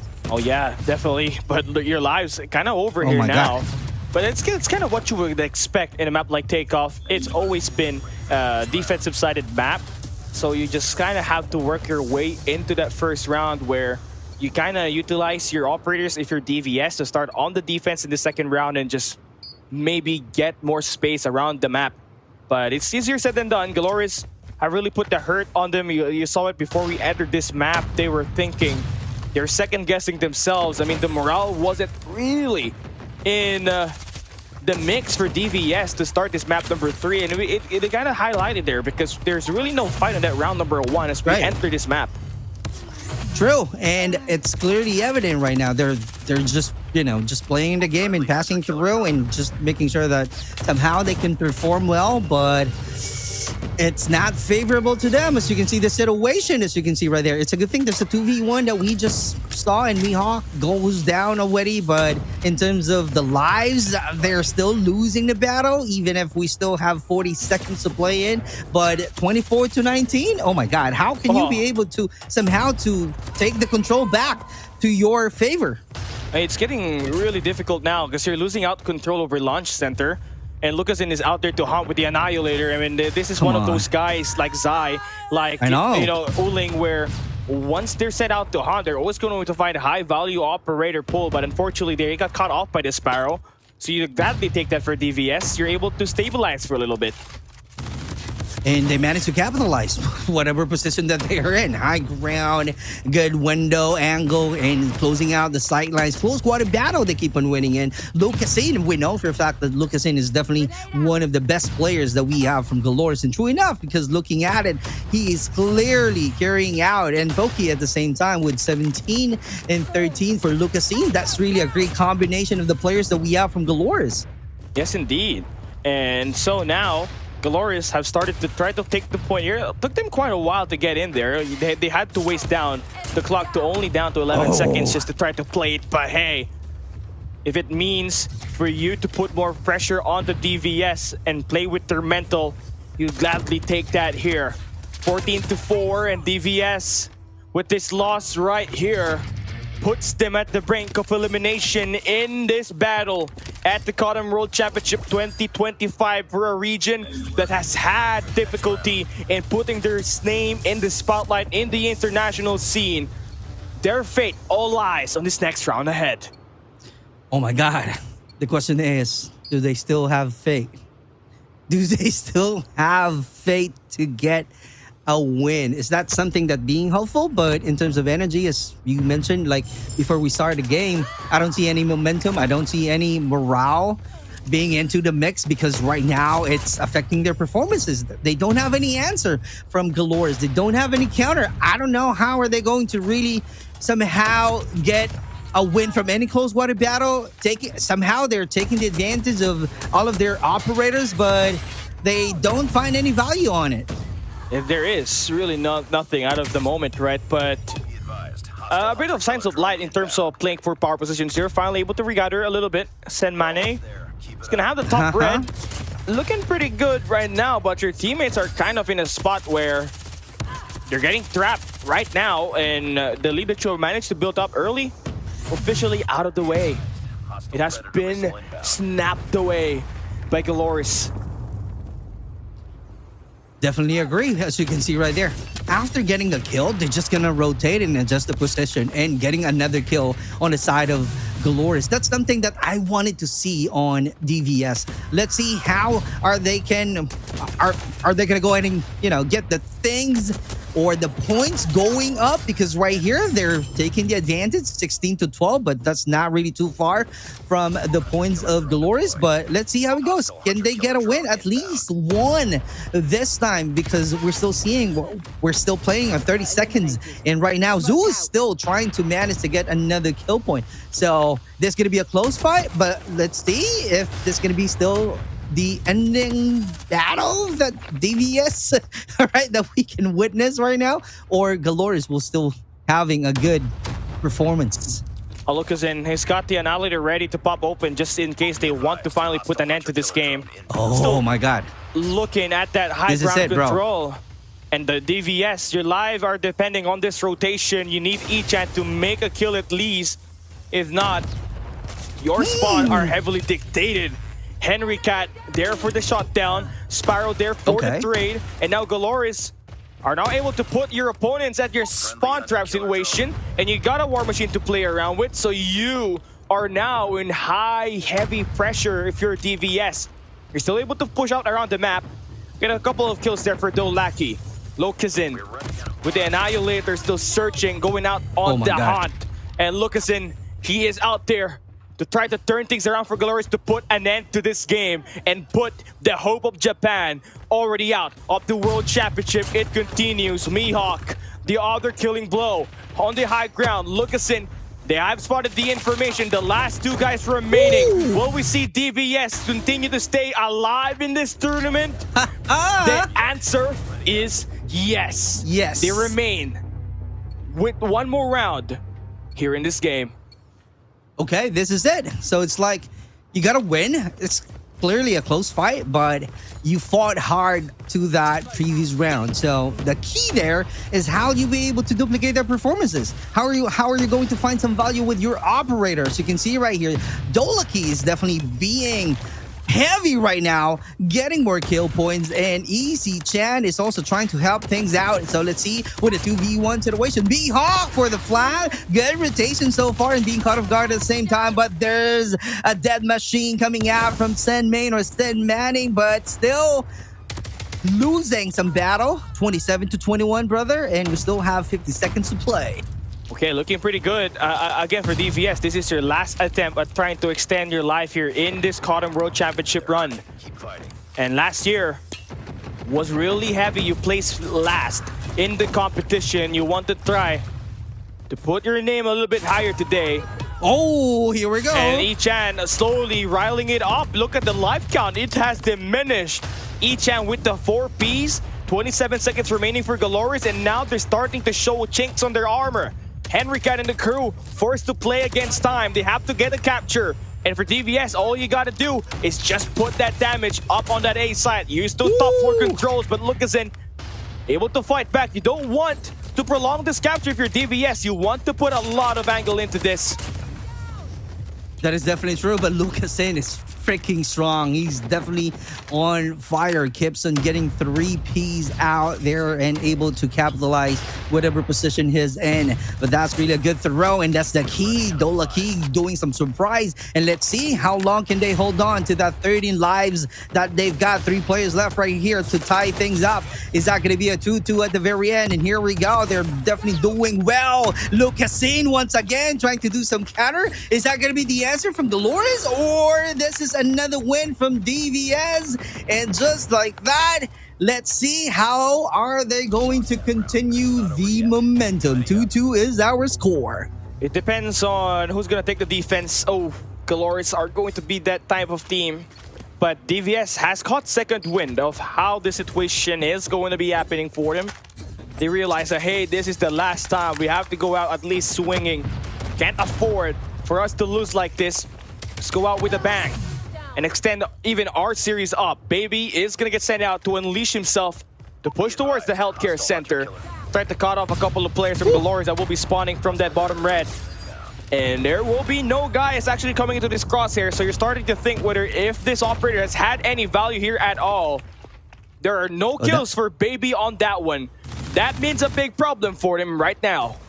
I couldn't agree more, because he's not able to find some value on the Annihilator being caught right away. It's kind of like wasted the investment of the operator. Mihawk on the same value that he's looking on right now. Connected to a few shots, but not enough to knock him down. But let's see. There we go. Mihawk changes the position, rotating at the same time. 21-22 is our score. We still have 50 seconds to play right here. Oh, Lucasen once again having and finding the answer. Oh, looking good. Echan, okay. There's some potential in this now. You guys still gotta have to capture, though. That A side needs 2 more segments to extend that clock to another minute, so you're running out of time, but you do have a great space out there on the map. You're able to layer out the defense around it. And Liar should get this A side, as Galores will not attempt to go for a contest. And you would see how the objective here is for Galores. They don't really care about the objective. They just want to go in on the top side P2 and go in for this spawn trap, which is going to be pretty hard for DVS right now, as Lucasen, again with the Annihilator. It is going to damage you a lot if you don't get this one sorted out. So you throw out your smokes, but Galores are right through your spawn. You're starting to survive this. Slowly and surely, DVS are trying to crawl their way in. But 3 lives on the positive here for Galores, and another damage there for this Sparrow, and that might just be it. Though Lucky, with that War Machine, needs to find something. Unfortunately not, and this might just be it. Galores may have extended up DVS live into 2 more rounds, but DVS has had their numbers cut loose. Only down to 2 more players, and DVS, the hope of Japan, all lies to this one. Easy Chan taking some time, and Baby, let's see how are they going to plan things out. But that's really a good plan coming out from Galores and Baby for the answer, but that's not enough to get a win with the 3-0. Congratulations for Galores. Clearly a glorious win with 3-0. Can you imagine? That's clearly a huge disappointment to DVS. And another, again, return for the side of Glorious into the World Championship playoffs. They have been here before, and they will do it again today. And it'll be the 5th team that will be sending out, if I'm not mistaken, as we have Glorious joining Wolves, Q9, Stalwart, and obviously the World Championship winners from last year, which is going to be Elevate. So that makes it a really great job for them now. All things are starting to come through, and we are waiting for 2 more teams to actually go and get themselves a chance to play in the playoff. It's a matter between New Ninjas as well as Street, if I'm not mistaken. And the matchup we're seeing right now later on, I think they're playing, right? Street and TLE are kind of playing in the, I believe, Group D. So that is going to be another team that we'll be able to crown later on. It's starting to become evident that we're nearing the end of the day here, Super Clark. Which is something that I like.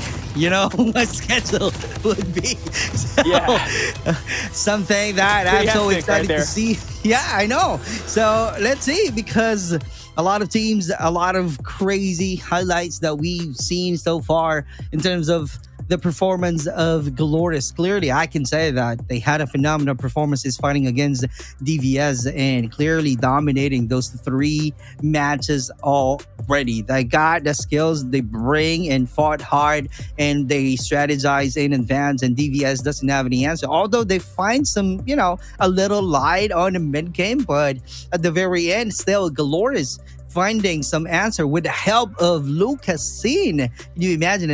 And also a great combination of Mihawk. And Mihawk, Lucas, and I think if you're thinking about Latin America, this 2 just joins along. They're kind of like the PJ and Yopi, but just a little bit different. Gallerus but we have a word here from Glorious. We got Beef Nami from Garena representing us right there. So we'll come right back after this interview. To bring them home. But that control, man, like, I'm just kidding. I'm just joshing. But I will give credit where credit is due. You guys have had a phenomenal hardpoint, phenomenal search and destroy. How does that feel for you as a coach? Yeah, we talked a lot. We talked a lot after Q9 match, and we feel like we was not playing our game, our aggressive game. So we put down against Javelus now. We did a very good hardpoint, very good SND. To be honest, we need to work on more in control. Javelus did really good rounds as well. But yes, we are ready for the 2. Job is not finished. Speaking of doing a really good job, Lucasin, you dropped a 61 bomb on hardpoint and also a 12 count that search and destroy. You're still such a consistently good player, one of the best players in the world. How does that feel right now in this day number 1? Yeah, to be honest, I'm not too much proud of me for the match against Q9, but I'm glad that I can help the boys in the other matches. So I need, like you were saying, we need to work out on our control. We need to improve a little bit more in our comms. So yeah, I'm happy, but like you were saying, job is not done. So yeah, keep going, keep working.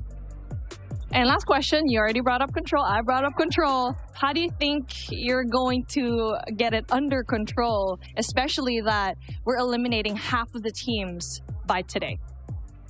Yeah. Question mark, perhaps. Back in the drawing board, maybe. But you know what? I'm super excited to see you guys again. Big congratulations. Before I let you go, what are you looking forward to the most today? You guys can chill out a little bit. What are you looking forward to now? Are you going to be having a team meeting? You're going to go work on your strats? We need to rest a little bit. We have a 3 match today, so we need to rest a little bit. After that, we have a team meeting and we start to work on our preparation for tomorrow.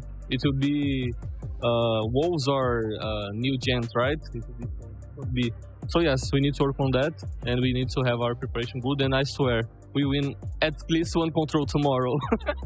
But what can you say is your best control map? I can't say. No, you can't say, right? You know what, Fair. I'm giving too much away. But before I let you go again, I want to make you have your final thoughts of the day for tomorrow. How do you think you're going to prepare yourself? You said that up against that Q9 matchup, you weren't that confident. How do you think you're going to get that confidence going against even possibly Wolves, Q9, and Elevate? Yeah, to be honest, we need to improve like as a team, not one person. So yeah, like I say, the comms were if our comms are really well, if our team plays are really very good, we can win. So yeah, start to focus on that thing. All right, trust and believe. And yet another team has been eliminated from the competition. Congratulations to you, Galeris. You had a phenomenal day number 1. See you tomorrow. Heck yeah. Off to you, Mustachio and Verdict.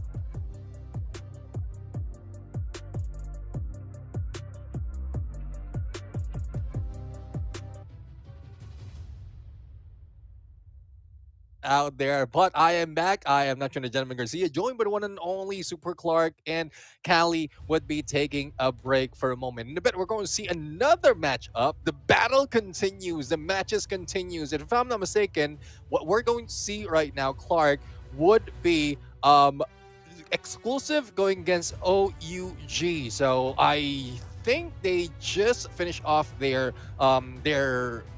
search and destroy, and we're heading into control, or it might be a different game that we're going to witness in a bit. Okay, that's something that makes it more exciting. And as we all know, that we only have few teams right now that we're just gonna go ahead and check and what is going on. How are they going to really perform well on the day 1?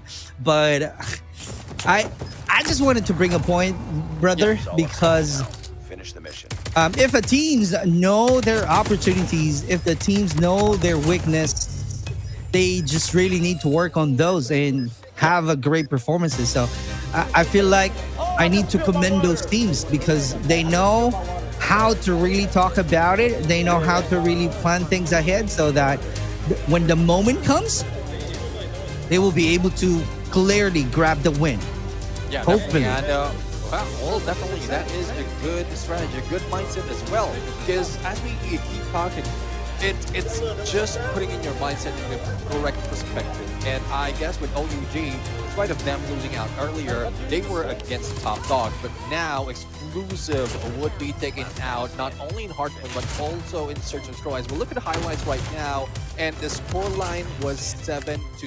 It's just unfortunate, though, that we're seeing not seeing that much of exclusive at this point from both modes, respawns as well as search and destroy. So hopefully the control would be different this time around, but from the way I'm looking at it, exclusive has a long way to go to be able to beat at least OUG in this series. But long way doesn't mean it is impossible.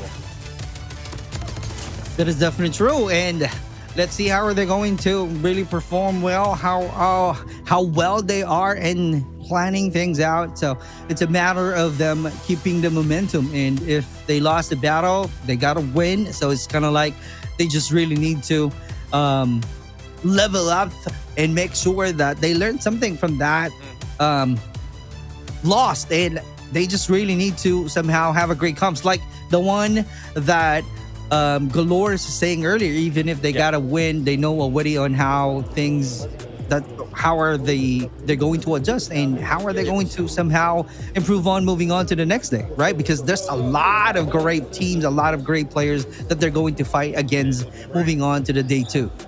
Yeah, definitely. I mean, I love as well that we are hearing the mindset as well as some details coming from the team out here. Now, hopefully, we can hear a few more of those. Exclusive winning that hard point and the OUG getting that search and destroy. It's still a long way to go. The next up would be control, and it will be happening in raid. Now, if either way, either team put in the mindset similar to what we heard from Dolores, they might be able to take a 1-up right here.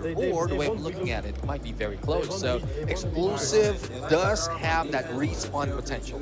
Respawn win potential, especially with what we've seen. And well, Neil out there just locked in on a point. He doesn't want anything to phase him, and I guess they are preparing right now to go into control raid.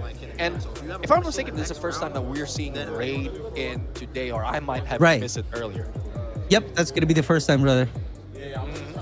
Yeah, I mean, I love that control raid is showing up because so much it has has been in the map hole all throughout in control, and a lot of teams has made a lot different changes, different approach in this map. And some of most of the time the defenders are winning this, but it was on raid where things were flipped. the script has been flipped. The attackers has an advantage in taking the win, probably just giving out like taking one of the point quickly, and it's not the easier point that they need to focus. If they take down the harder point, then they will be in a spree later on. So let's see though on what approach either team will be taking in that raid control. Right, they just really need to have a control of the center. I think that's the key in playing the raid, and something that they need to, have or be the first player, be the first team to push and control the center, because in terms of having an open area, it's kind of like some of the wall that they can use, something that they can utilize on the 3 lanes, right? Long lane, center lane. So those are the things that they just really need to strategize. It's only a general map strategy that I can say on the raid, but on the high ground, definitely on the going on to the second floor of the mansion, that's something that you need to take note of as well, because a lot of players right now is really best in using a sniper, so you got to be aware. Yeah, definitely. Well, right now we are seeing the recap highlights from the match on Stream D, which is TLE and Street Gaming. We were talking about this. I was talking about this with Callie earlier. This is a rematch within the day. So hopefully TLE has learned something in this game, and it just looks like it. But, well, that zoom onto Tectonic was something else. He is locked on, not even being faced by the camera now. Well, Street Gaming right now, it seems like they do have a winning potential, but it is close, and it is overtime. So we've seen a double overtime from your cast with Callie earlier, and I know that it just plays with your momentum, especially if you switch game after game. That is definitely true. But for this match, this is a close fight, brother. TLE loses the battle, just only 2 points. But on the SND, they got the overtime. So we're like, what is going on? Is that going to be Street Gaming taking the lead for 2-0, or TLE will get back strong and grab the W at the very end? So that's really something that we are waiting right now for this highlights, to where we know already the outcome, to where we can tell some story on what is going on in terms of their performances, because TLE really need to do something differently right now, because after losing the first fight on the summit, they just really need to clearly win this SND. But on the stream, on this broadcast, they're losing 1 point. So that's something that they just really need to take good care of and have a better chance of winning, moving on to the raid. Yeah, definitely. I mean, a little bit of recap as well on how the previous match of TLE and Street Gaming happened. From the first time they met, they played in standoff, then Street Gaming won at 74. But I'm looking at a little bit of different TLE right now. But as we go in, this is map number 3 between OUG as well as Exclusive. Now, I'm going for your tactics right now, taking that central garden. If they'll be able to manage and get into position, taking that route, then they might be able to take advantage of it.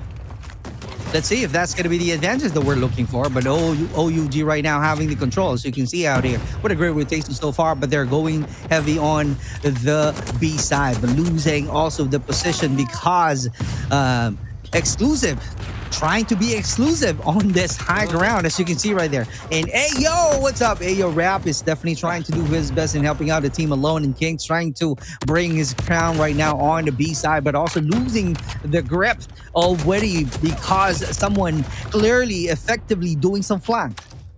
Yeah, well, so far, Ayo, let's see if he can bring that A game at this point, and he does. Taking out Sawo, Cartels right now, good flank onto Galleries, and he might be able to take down Neil as well. Shot through the window and shot through the heart. B is still on the roll, and B is almost being captured. Oh my god. Am I the only one getting your I believe so. I mean, shot to the heart. That song brings something else in our generation. Yep, true enough. Let's see if that's going to be bringing to the heart of the OUG, because they are missing 1 point right now. Oh, they're trying to tie things up, but let's see how strong they are, because right now with the Cloud Smoke, they managed to take that advantage with the 40 seconds left to play. Let's see. Kings right now trying to find some good angle. Here we go. Connects a few shots, but misses the battle. And another one. Cartels is also losing the battle this time. 1 point difference. Yeah, let's see now. I mean, Bravo is being cleaned up, or the third tick's being cleaned up, and Kings, great shot with that Type 63. Now, let's see if they'll be able to maintain this. Sawo would be saying bye-bye for that push. And even Kings stopping Caesar and draining the throne. Now, it's 7-5 right now into our life count, but the capture is being done from both sides. So OUG taking advantage of the winning engagement, and they might beat it in terms of lives before they go for the capture. That's going to be a close water battle, starting in already with a great movement. Can he make it? What? And just like that, losing the OBJ. And the win goes to OUG. That's really a close fight, brother. It was indeed a close battle. Well, it's a close battle in terms of how they win the game. I mean, they can either win through elimination or they can win through capture, and they chose the latter. But let's see though, as the battle continues right now, it's Exclusive going against OUG, and seems like similar to what we've seen earlier, despite the side, it's still a trade-off of elimination. Tectonic getting a few elimination with that War Machine, but Caesar takes him down. Great value that they found using the War Machine, but right now, how are they going to really contest the position? As you can see right here, Solo trying to go solo, but also losing the battle. And Spy is not really being a spy anymore, because they know already where to go and seize him and definitely stop him in getting a kill point. Another one, that machine activated. Let's see if he can find someone out there, but I don't see if he found someone out there using that machine. It's kind of like a wasted operator out there, but looking at it, USS is being evident right now. Here we go, Solo once again trying to be effective, but that's not long enough because he is being found from that position. Yeah, I mean, Sparrow takes him down. Another wasted opportunity in terms of operator usage, but Sawo will not make that mistake. Bleeding cows hiding out, great position to use that weapon, and they are capturing Alpha. So battle continues, adding 1 more minute into the game, but how close it is in terms of lives, it's very close. 13-14, first take on Bravo, already captured, and seems like Spy will try to move in, Annihilator in hand, takes down Kings for the backstab from A-Yo-Rao. That's how you become a spy, dude. That's how you use the Annihilator. Great job, but Sawo,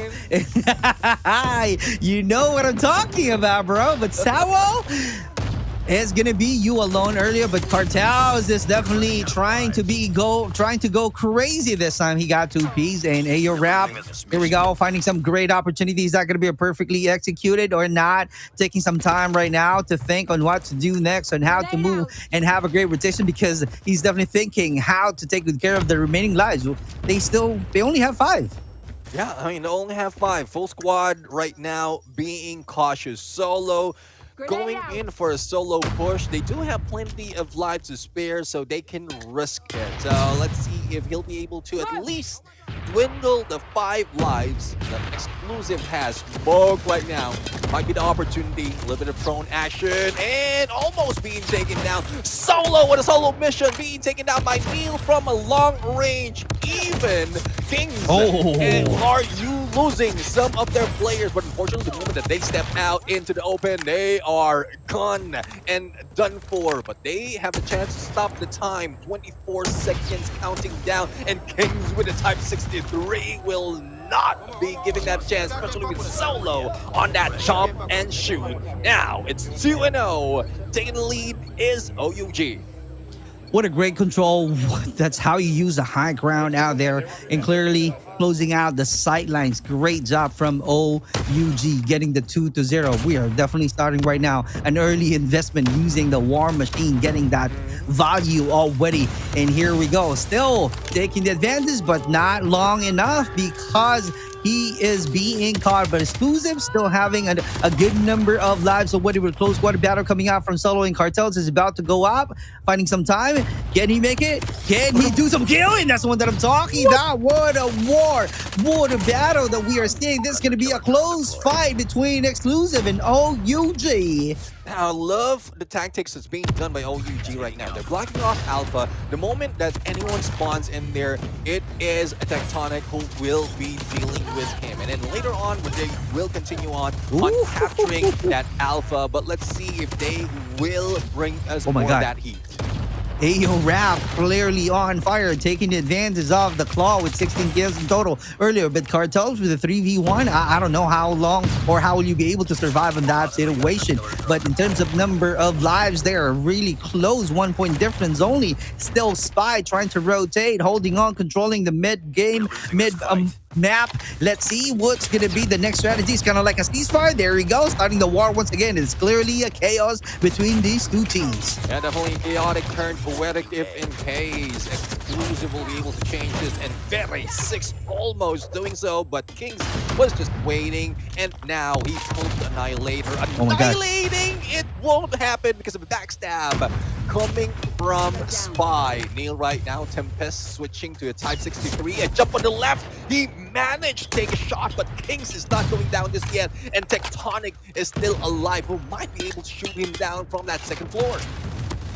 That's gonna be hard, brother. Even if Stawo is definitely using that operator, but that's going to be hard to take him down. And true enough, because of the high ground, because of the wall, great defense so far.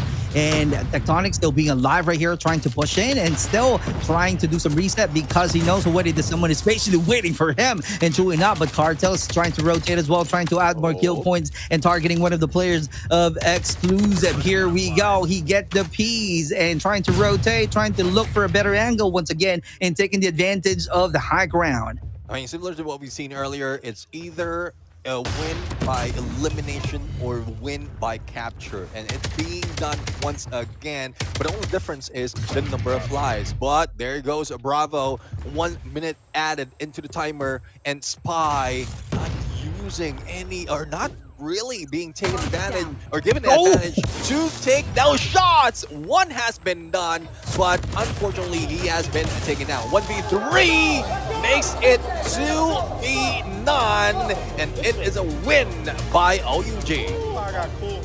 Oh my god, that's clearly a great performance brought to you by OUG. They got the momentum, they got the groove, as you can see from their faces. They are all happy with their phenomenal performances. Yeah, definitely. I mean, definitely happy. They are cheering it on. And, well, here are the highlights. The grueling battle between these two teams, Exclusive and OUG. It's just unfortunate that Exclusive really couldn't fight back.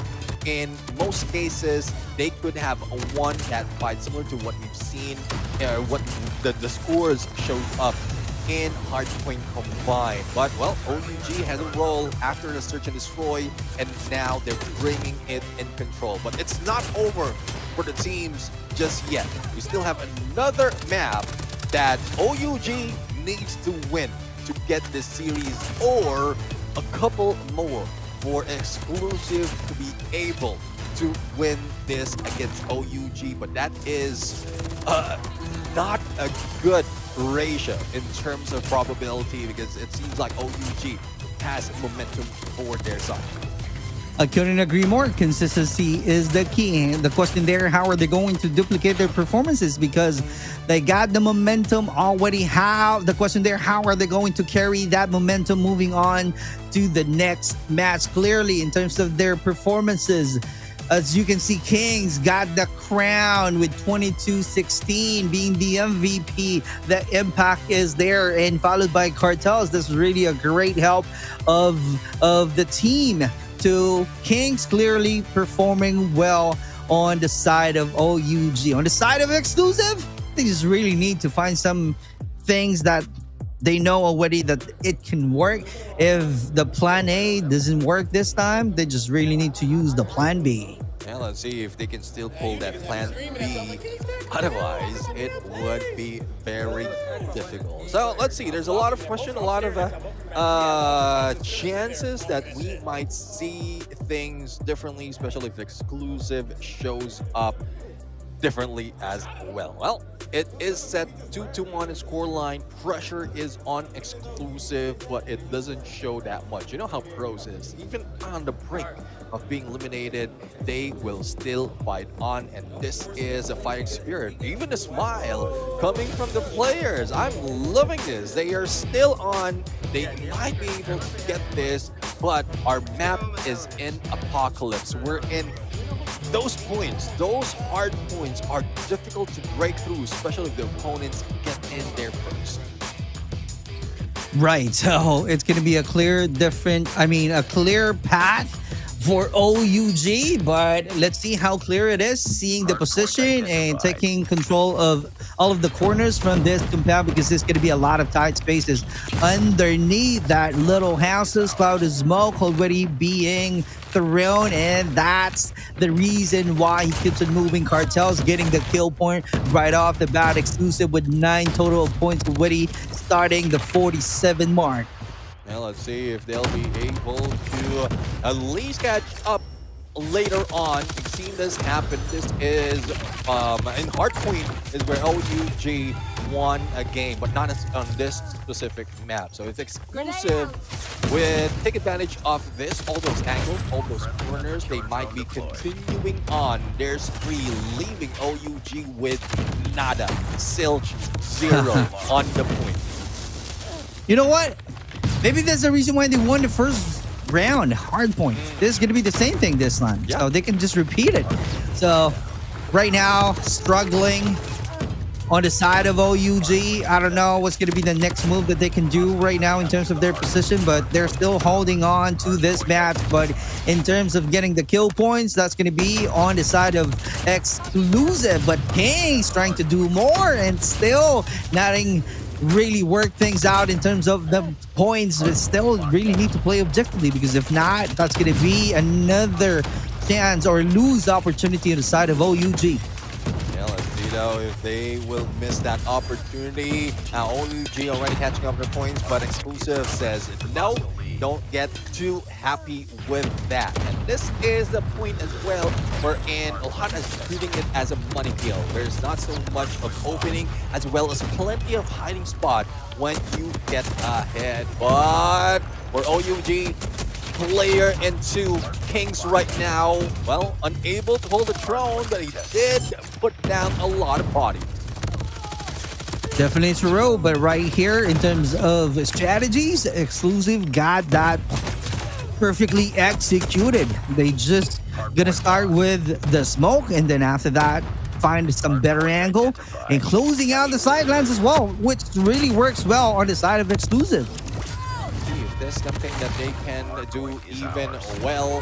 66-23, battle continues, and that hill opens up.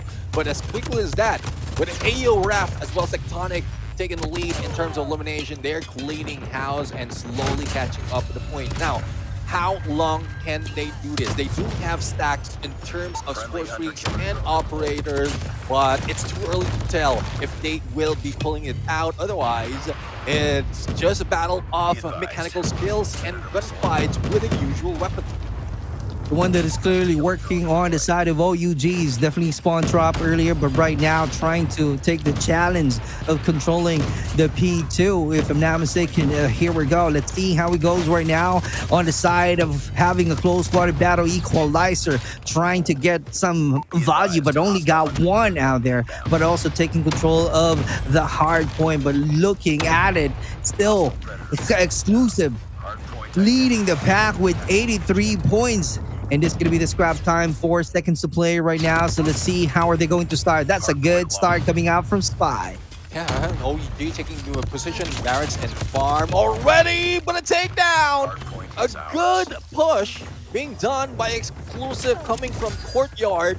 And now, Cartels, Tempest, wasting that 2 on a spree, make that 3, and still he continues on. Cartels, you don't want to mess with this guy. 9 elimination already, but he had made glorious elimination, glorious kill to bring the battle in hand. Unfortunately, he fortunately, he's still alive, managed to take down Sao, who almost brought him down.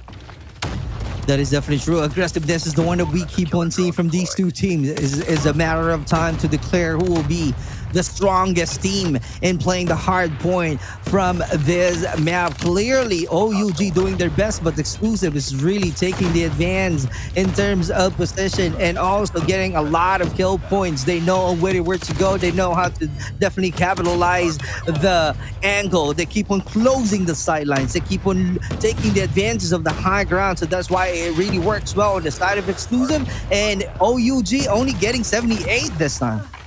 See that? I mean, Exclusive just knows how to rotate from onto the main road, from both sides of the main road. They know how to cut any approach that OUG is doing right now. But unfortunate, it's only halfway through that hill, and OUG managed to get onto stepping into the game. Now, let's see if they'll be able to continue this on.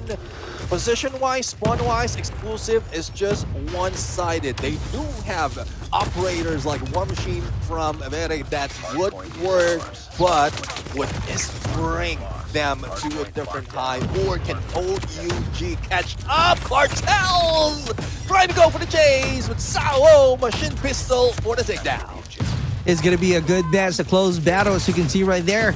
Exclusive being ahead, trying to do their best right here, but there's a block that OUG putting on to the pathways, and true enough, because they managed to take the hard point, as you can see right there, and that's going to be the perfect time for them to add more kill points, to add more points, so that they can close out the gap in terms of having a lead in for the 126 that we are seeing from Exclusive. And just like that, Kings once again clearly opening things up. What a good contest that we are seeing from Exclusive right now. OUG is about to take the lead, and I was right. 128, 129. Let's see how it goes. If this is going to be consistent, is this going to be the perfect time for them to really shine and grab the win at the very end? See, it's very close right now, and OUG managed to catch up. Tectonic being taken out by the Sparrow, but the battle continues as well as the capture. And there, for the takedown against Cartels, but as quickly as that traded off, and OUG continues getting into 150. This was years ago. The battle is already over as OUG reaching that, but that's an additional 100 that they need to work with, and an additional time for Exclusive to be able to catch up and win their game. Sao for the spree, and he's bringing death with a death machine. That is 100% true. Clearly able to take the advantage, leveraging the operator, and true enough, they managed to close the gap in terms of number of scores. We are tied at 150 already, and right now Exclusive taking the lead. Great positioning, great advantage, having a control of the hard point. That's something that they can really take control of and make sure that no one will be able to retake coming out from the OUG. As you can see right now, OUG is really pushing it, showing a lot of aggression with the death machine. I don't see any value of it. Can he get one finally with the effort that he is clearly doing on that one? He just got 2 kills right there. I mean, the longest run without any elimination on a death machine. I'm not pointing Solo out. A lot of players has done that, has been in a similar situation.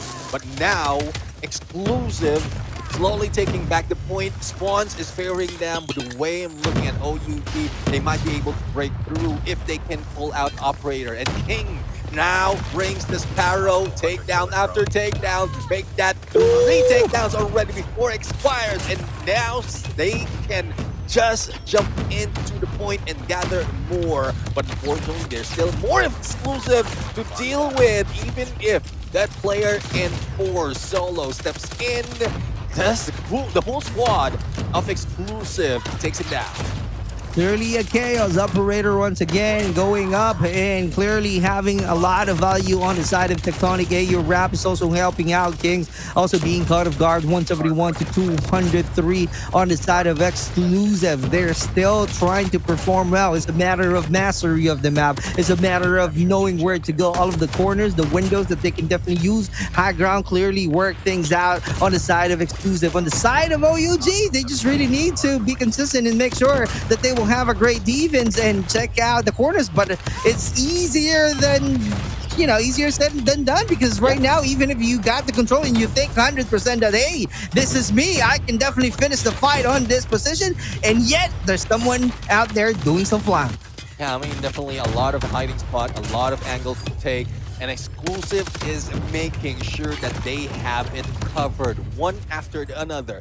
OUG start falling, a nade onto the point, but still it doesn't falter. Exclusive to continue to capture, but the trade-off happens before the 20-second mark has landed. Nil though, with that Tempest only getting one, but that opens up the spot, but unfortunately they couldn't end it right here. But looking at spawns coming from Exclusive, they're very close to that next one, and that might be the end of the game.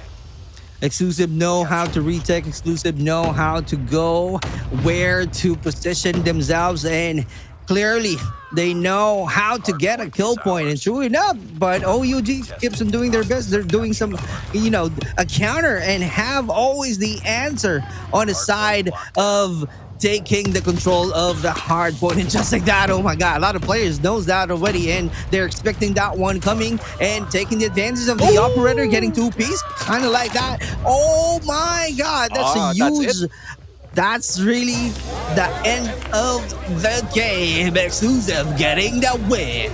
I love the how the final hill ended up, and you can see Neil in there just smiling. But that takedown with that Sparrow, couple of opponents being taken down, just opens up the final capture to happen, and that would bring more motivation for Exclusive to continue this fight, because it's not yet over. Yes, they lost that Search and Destroy, they did lose that control raid, but when it comes to hard point, it seems like Exclusive is exclusively on point.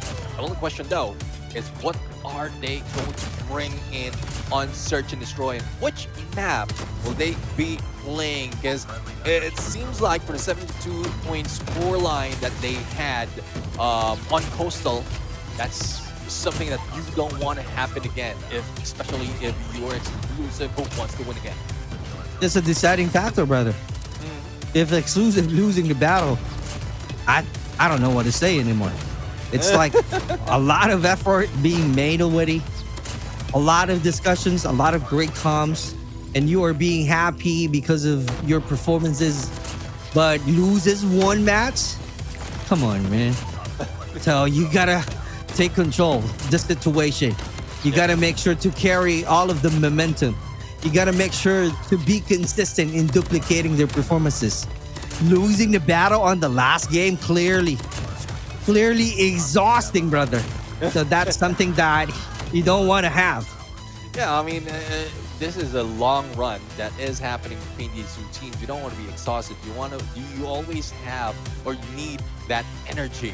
And hopefully Exclusive hasn't died down yet in terms of energy. But man, look at the numbers. Elimination-wise, OUG had a lot, but in terms of capture, that is where Exclusive has. And I did point out that Apocalypse is one of the map wherein there's a lot of hiding spots. You will be able to take a hill and get so much of points, and without being taken down, despite of how aggressive your opponent is, they can win that game if you play it smart. And smart they did. 2 for 2 on the score line when we thought exclusive is already in loss. Now, this is where the pressure comes in. Not only for exclusive, but also for OUG. Because yes, OUG won the first Search and Destroy, but exclusive might have something in the bag that might flip the script. I want to know what their emotions are. How do they feel losing the battle from that close fight? Because right now, in terms of playing S&D, it's like playing a chess game, right? It's a lot of mind games. It's a lot of, thinking of your next move. Yeah. And a lot of comms being made, a lot of, talking about what kind of strategies that they really need to make, especially high stake, because this is going to be the last game for these two teams. Yeah, I definitely agree. I mean, there's a lot that needs to be done in terms of preparing your mind or your mindset in this game. But, well, let's see though. Let's see if there's something that can be changed. It can be resolved right now, though we are in a little bit of pause while we wait for that Search and Destroy standoff to be loaded up. It seems like there's a lot more that we might see later on. And you know how it is. When reset happens, that is where you would see some players just move differently. The mindset would be different after coming from a loss, and that's where the pros comes in. The title of a pro come in because you just don't feel, you don't dwell with the losses. There's literally no losses, just learning, as I usually say. Right, especially we're talking about the close fight, a close battle. But the thing is, it's clearly exhausting playing on the last match, brother, if you're going to ask me. Even if I know for a fact that you're using 1+15, come on, man. The refresh rate is crazy, right? They're trying to get used to it, and yet you are playing a lot of exhaustion in terms of energy, how chaotic the map is. Right now, we are transitioning to kind of like, hey, let's try to slow down, right? So it's kind of like, how are you going to adjust? The quick adaptation of each players, that's the reason why they're pro, right? Their mind is built to this kind of situation. Their fingers are built to this kind of exhaustion, right? So the question there, how are they going to be ready? How are they going to somehow use their mind and at the same time their fingers be in sync to perform well and get a win for the last match, Search and Destroy? Well, let's see now. I mean, there's a lot of hopes that we want. There's a lot of hopes that either team will not give up that easily. That would be here in standoff. And what a poetic way to end this. I mean, they're on a standoff. They are on a tie right now in this series. And Sao Beret going in for a double, but Solo went solo against two. There's a saying in a standoff, brother, that in playing S&D, you just really need to be the first one to control the B side. But both teams thinking the same way. So that's why it's clearly a chaos. Looking at it, 2v1 situation right away. That's tough right now. Tectonic on a long flank. And, well, 1 minute to spare right now for Tech to be able to go for the plan. And this is where that focus on Bravo is. But, oh, how quick it is for exclusive to go in for rotation. And we do have Vere in here on the scope and might be able to spot out Tech the moment he shows up. So that is why Tectonic is being cautious right now, because Caesar, I believe Caesar is on a Type 63 and then Vere on that sniper. That would be a tough cookie to beat, because the position of both players have a good opening on both Alpha and Bravo. It's only a little bit of movement that they need to be able to get that shot. Looking at the distance, brother. Trying to really lurk around the map on the B side. Here we go. is about to take the advantage of the B side and clearly sending a message that, hey, I just put some extension. And true enough, that's going to be 40 seconds. So let's see how are they going to plan things out. Is this going to be a clutch on Tectonic? Yeah, I thought you were going to say, hey, I just met you.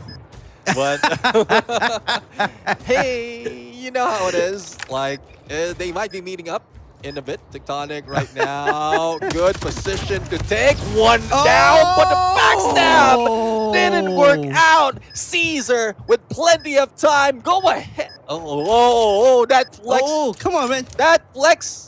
He don't What's want going to go on? for the defusal just yet. Oh my God. Bro. That's a savage. That's a savage. Tenacity. That tenacity of Caesar waiting for the time to go. And hopefully they don't favor that later on. Oh my God. That's crazy. Flexing the win. But yeah, that's really a good try though from Tectonic. He almost got it. He almost got the clutch. But moving on, starting. Same strategy, brother. They're all going heavy on the B side. The first one to control the B side, clearly getting the higher chance of getting the win. Let's see though if they can continue that. Huge flank on an alpha right now, coming from OUG. Tectonic with the plant. Good position. Oh, that's early. But let's see if they'll be able to make those cover work. Neil! Oh, come on. Good point on detractors, and hopefully he is not spotted by Tectonic out there. Time is counting down, 30 seconds to spare, and whoever moves might be taken down. Oh, that shot together with Caesar, and this might be it. Up close and personal, they end it in 18 seconds once again. Another point, exclusive playing us, showing that they are strong in Search and Destroy. It's like you're thinking that, hey, you don't see me. I know that you don't see me, but Defend the objective. I don't know. There's only a tight space out there. Yeah, I mean, he thought he was John Cena. No, he was seen. He was seen out there. But let's see if that would happen once again. So far, 2-0 exclusive in lead, and OUG not really keeping the pace, but already on the point now. Hopefully, this time around, they don't make that mistake, especially when Neil is on a sniper. They're doing the same thing. Great strategy on the OAG because it works already on the previous match. But right now, losing 2 soldiers on the side of OUG, trying to tear things up. And Solo getting that one, being the solo player, but that's going to be hard. A lot of great battle going on from Ayo Rap, getting the 2-1 score. Get it, Ayo! Ayo! I mean, Ayo Rap in there. Great clutch. And slowly catching up in points. 2 minutes to go into the game. Number 4. And position-wise, they are heading straight into Bravo. Hopefully they will not be caught off guard, but Cartels takes down Caesar. They baited them to go in onto that rotation, and now OUG can take that equalizer. You know what? If I'm OUG, if it doesn't work on the B side, why you keep on doing it? Yeah, that's insanity, bro. Why you keep on? See, they're losing the position, but yeah, they still have 4 soldiers, by the way. So that's why they're taking some time. So let's see what's gonna happen, how this thing pans out. If that's gonna be a great plan on the side of OUG. See the OUG. Well, they won't be IOUing anyone. Kings takes down Neil. Sniper against sniper. Ayo Rap smokes plus the spray, but didn't get that much information. But that was just a distraction, giving headway for Tectonic for the a long run. Full rotation already for the dynamic duo Vere and Sao. But you know how it is. Sao or Vere might be able to go for it, but no. Tectonic is just waiting. Information that cross plus the trigger discipline gave Tectonic that chance for that spray. Realizing early that it were, you know what, guys, B side, it doesn't work to us. So that's yeah. why they went back to the A side, putting some pressure on the exclusive. And true enough, it really worked on their side. 2-2 is our score right now. Going aggressive already on the B side. It's going to be the same strategy. They just really need to hold on and stay alive, even if there's a lot of utilities being thrown already at their location, though. So the question there, what's going to be the perfect time to move back and go back to the A side? Here we go. They're fighting through, and they're really trying to get the position back on to the B side, and that's going to be too strong on the side of the exclusive. So let's see how can they hold on, because Caesar with a 2v1 situation, 3-2, clearly having the momentum. Yeah, I mean, that's that angle where Caesar has 3 openings in there. I mean, 2 on the front as well as 1 in the back. If he steps back a little bit and everyone's covered, the number is just against him. Now, hopefully, Exclusive doesn't fall for the same trick overall, because once one of them goes down, it would be difficult for them to get back. And Spy still missing it. Kings win it on that 1v1. Their strength right now is putting some pressure, and Exclusive doesn't know how to handle the pressure. Here we go. Let's see if this is going to be it. With the sniper, Tectonic patiently waiting, because they know already that Exclusive doesn't know how to do it, how to get a win on the A side. What a better position to start with on the OUG. So let's see how it goes, and that's the pressure that I'm talking about. They don't have any choice, though. They don't have any choice. They're losing the time, and just like that, even if they're doing some flank, there's a better position from Tectonic, and Sao is about to do some plus. Can he do it? Oh my God! And that's the one that I'm talking about, bro. It really works on the A side.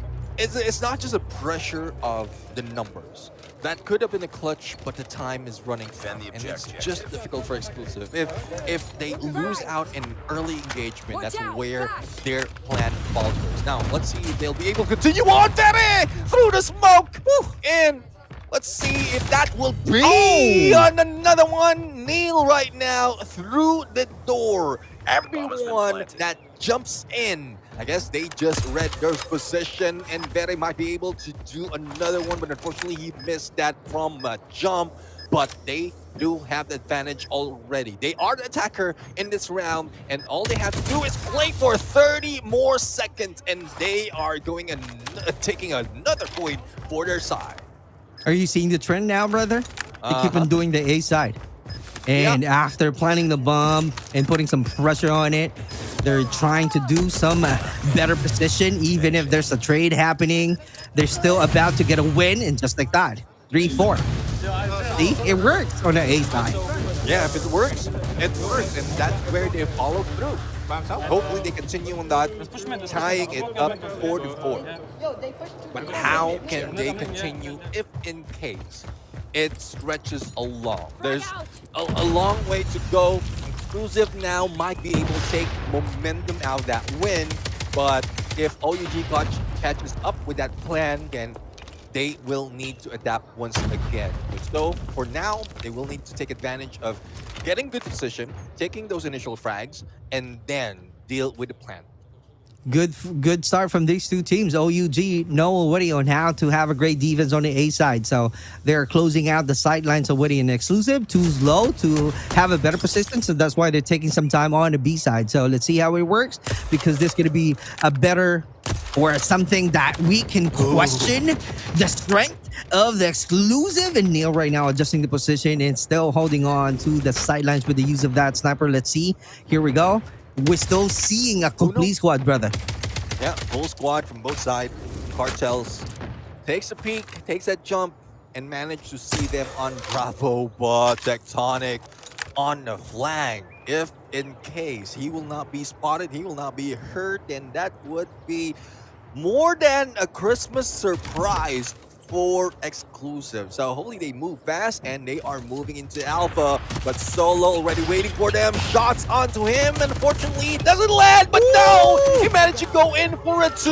A payback happens, 2v3, make that 1v3, and Spy, the only remaining with everyone surrounding them. The collapse happened when the moment Spy doesn't know what to do. holding on to that bomb, trying to find a better position, trying to find a better opportunity, but it didn't work well.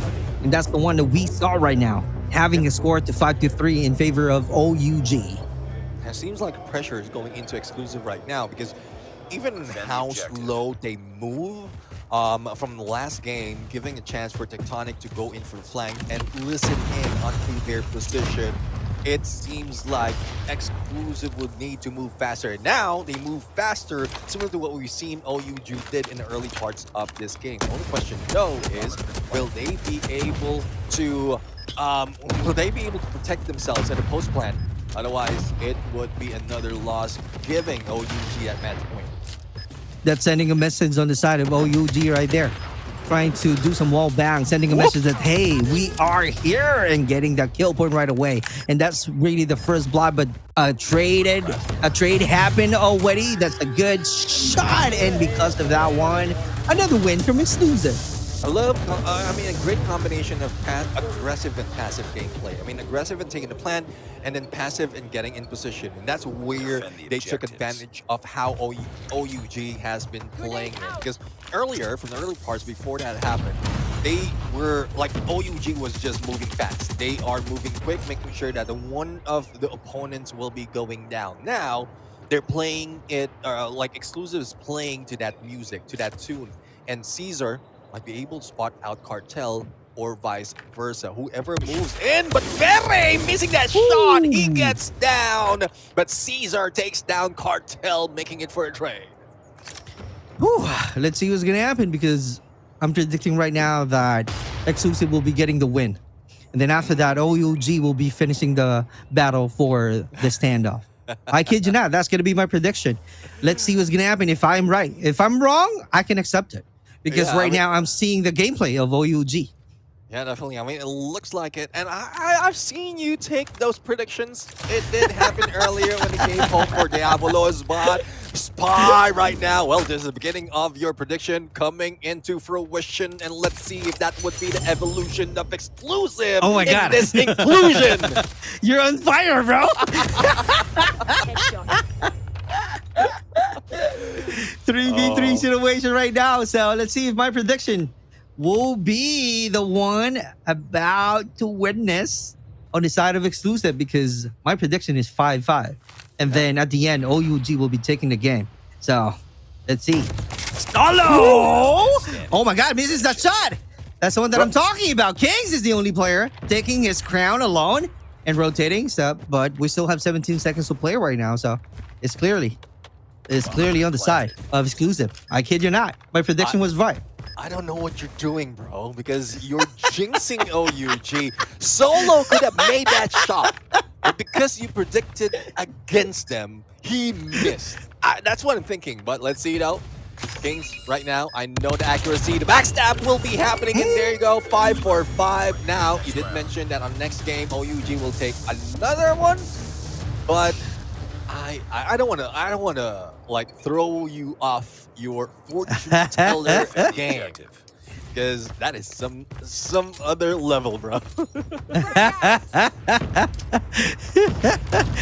Let's see. Exclusive will be adding one more, but OUG will be doing their best to not lose the battle. They just really need one win, and then after that, closing the battle at 7-5 score. Come on, man. That's my prediction. Well, let's see, though. Let's see. Exclusive might be blaming you later on if that happens. They could have been tanking you if it would be a comeback, but there you have it, Solo! Come on, man! Taking down Bere on that jump. Now, sticking together, the flank, and there goes the shot! Kings for a triple! See? And there you have it! I told you, bro! The Warlock! I told you! You should change your name, bro. You should not be Super Clark. You would be Merlin at this point, or Nostradamus, I would say. Here we go, brother. We're gonna move on to the A side on the side of OUG to finish the fight. I don't know if I'm going to cast this anymore, because I know what's gonna happen to Woody. Well, let's see how they're taking that alpha AU ref especially, but As you can see, a stack up on to Gardens, and a great backstab coming from AU Ref. This is slowly the prediction of Super Clark coming into fruition, but equalizer. 3-on-3. Solo going solo onto the one side, and let's see if Neil will be able to change that prone to a kneel later on. Tectonic might be bringing that quick into the battle, but no, it is a standoff, and Neil taking the long angle, and Cartel might be able to take him down, but he managed to get away. Good lurker. Lurking around, brother.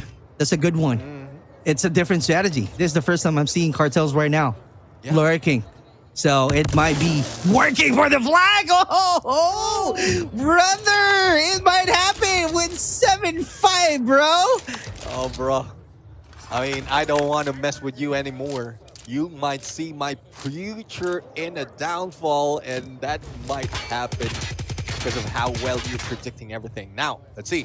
Sawo on one side, Vere on the other. Different angle to take. Sawo, no idea.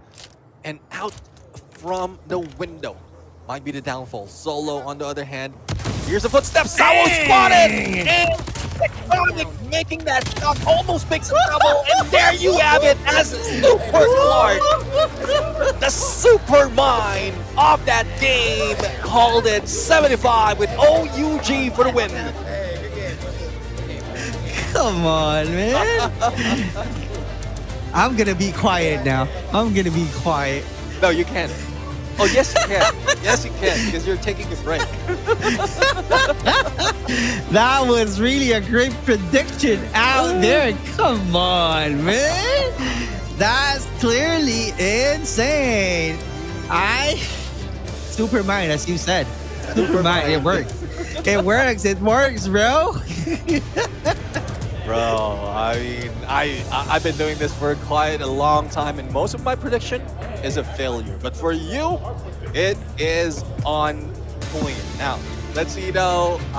For now, because of what you did, I'm going to let you sit down. I'm going to let you sit down and take a break.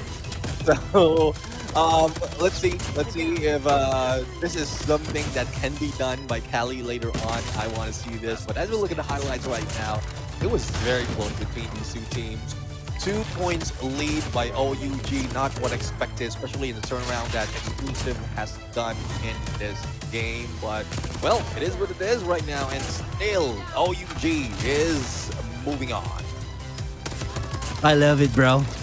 This is the very first time. This is really the very first time I'm working with you. With my prediction really works. So I think we're going to go ahead and transition to Cali. What do you think, bro? Yeah, let's see though if we can go on a quick break as well. But Cali can go in for, well, we can go through. We can go through. I'm good. I'm good, bro. I mean, we can continue this on.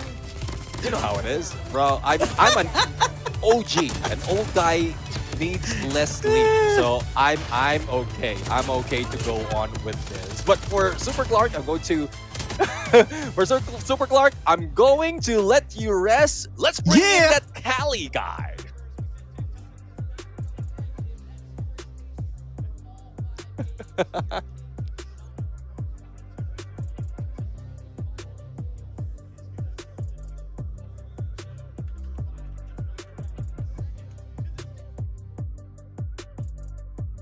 Thank you very much, Puck. Of course, EU's Exclusive are now out of the tournament. OUG live to fight another series, and I'm standing by with the OG himself, Tech. That was one hell of a fight. Oh, yeah. You don't got to tell me nothing about that, dude. That was long. It was long. And we got one more to go. Do you feel like you've got it? Because it was only literally a matter of days ago that you even knew that you were going to be here. This must have felt like a crazy ride to this moment. It's definitely insane to think about. We've probably been practicing about 2 weeks as a team. We had about a month and a half off of just us not playing together, you know, people playing here and there. I was coaching Godlike before coming here, you know? It's like I wasn't playing at all. So to be here on this stage again and thinking about this might be the last one after 6 years. It's a great feeling. You've been a professional player since you were, what, 14 years old? Is that right? Oh, whoa. Is that right? No, not pro. You know what I'm saying. Oh. You've been playing for a while. Yeah, I've been around the block. You've been around the block for a very long time. I'm in trouble. And listen, you know exactly what it takes to be on a big stage like this, world champion. How much do you think your teammates are going to be relying on you going into this series? I don't think they rely on me too much. You know, they all are very intelligent, and without them, you know, it's like we're not OUG. So as long as they trust each other and trust me, I'll trust them. It's as simple as that. Just finally, up next, UMD. Have you got him, and why? I think we got him. I think Exclusive was one of the better hardpoint teams, and they kind of, you know, they were working UMD for the most part. I think we have to clean that up a little bit going into this. S&D, they probably have an advantage over us, so we want to try and win these respawns. All right. Best of luck, man. Good luck and go and prepare. Back to you on the desk, Puck.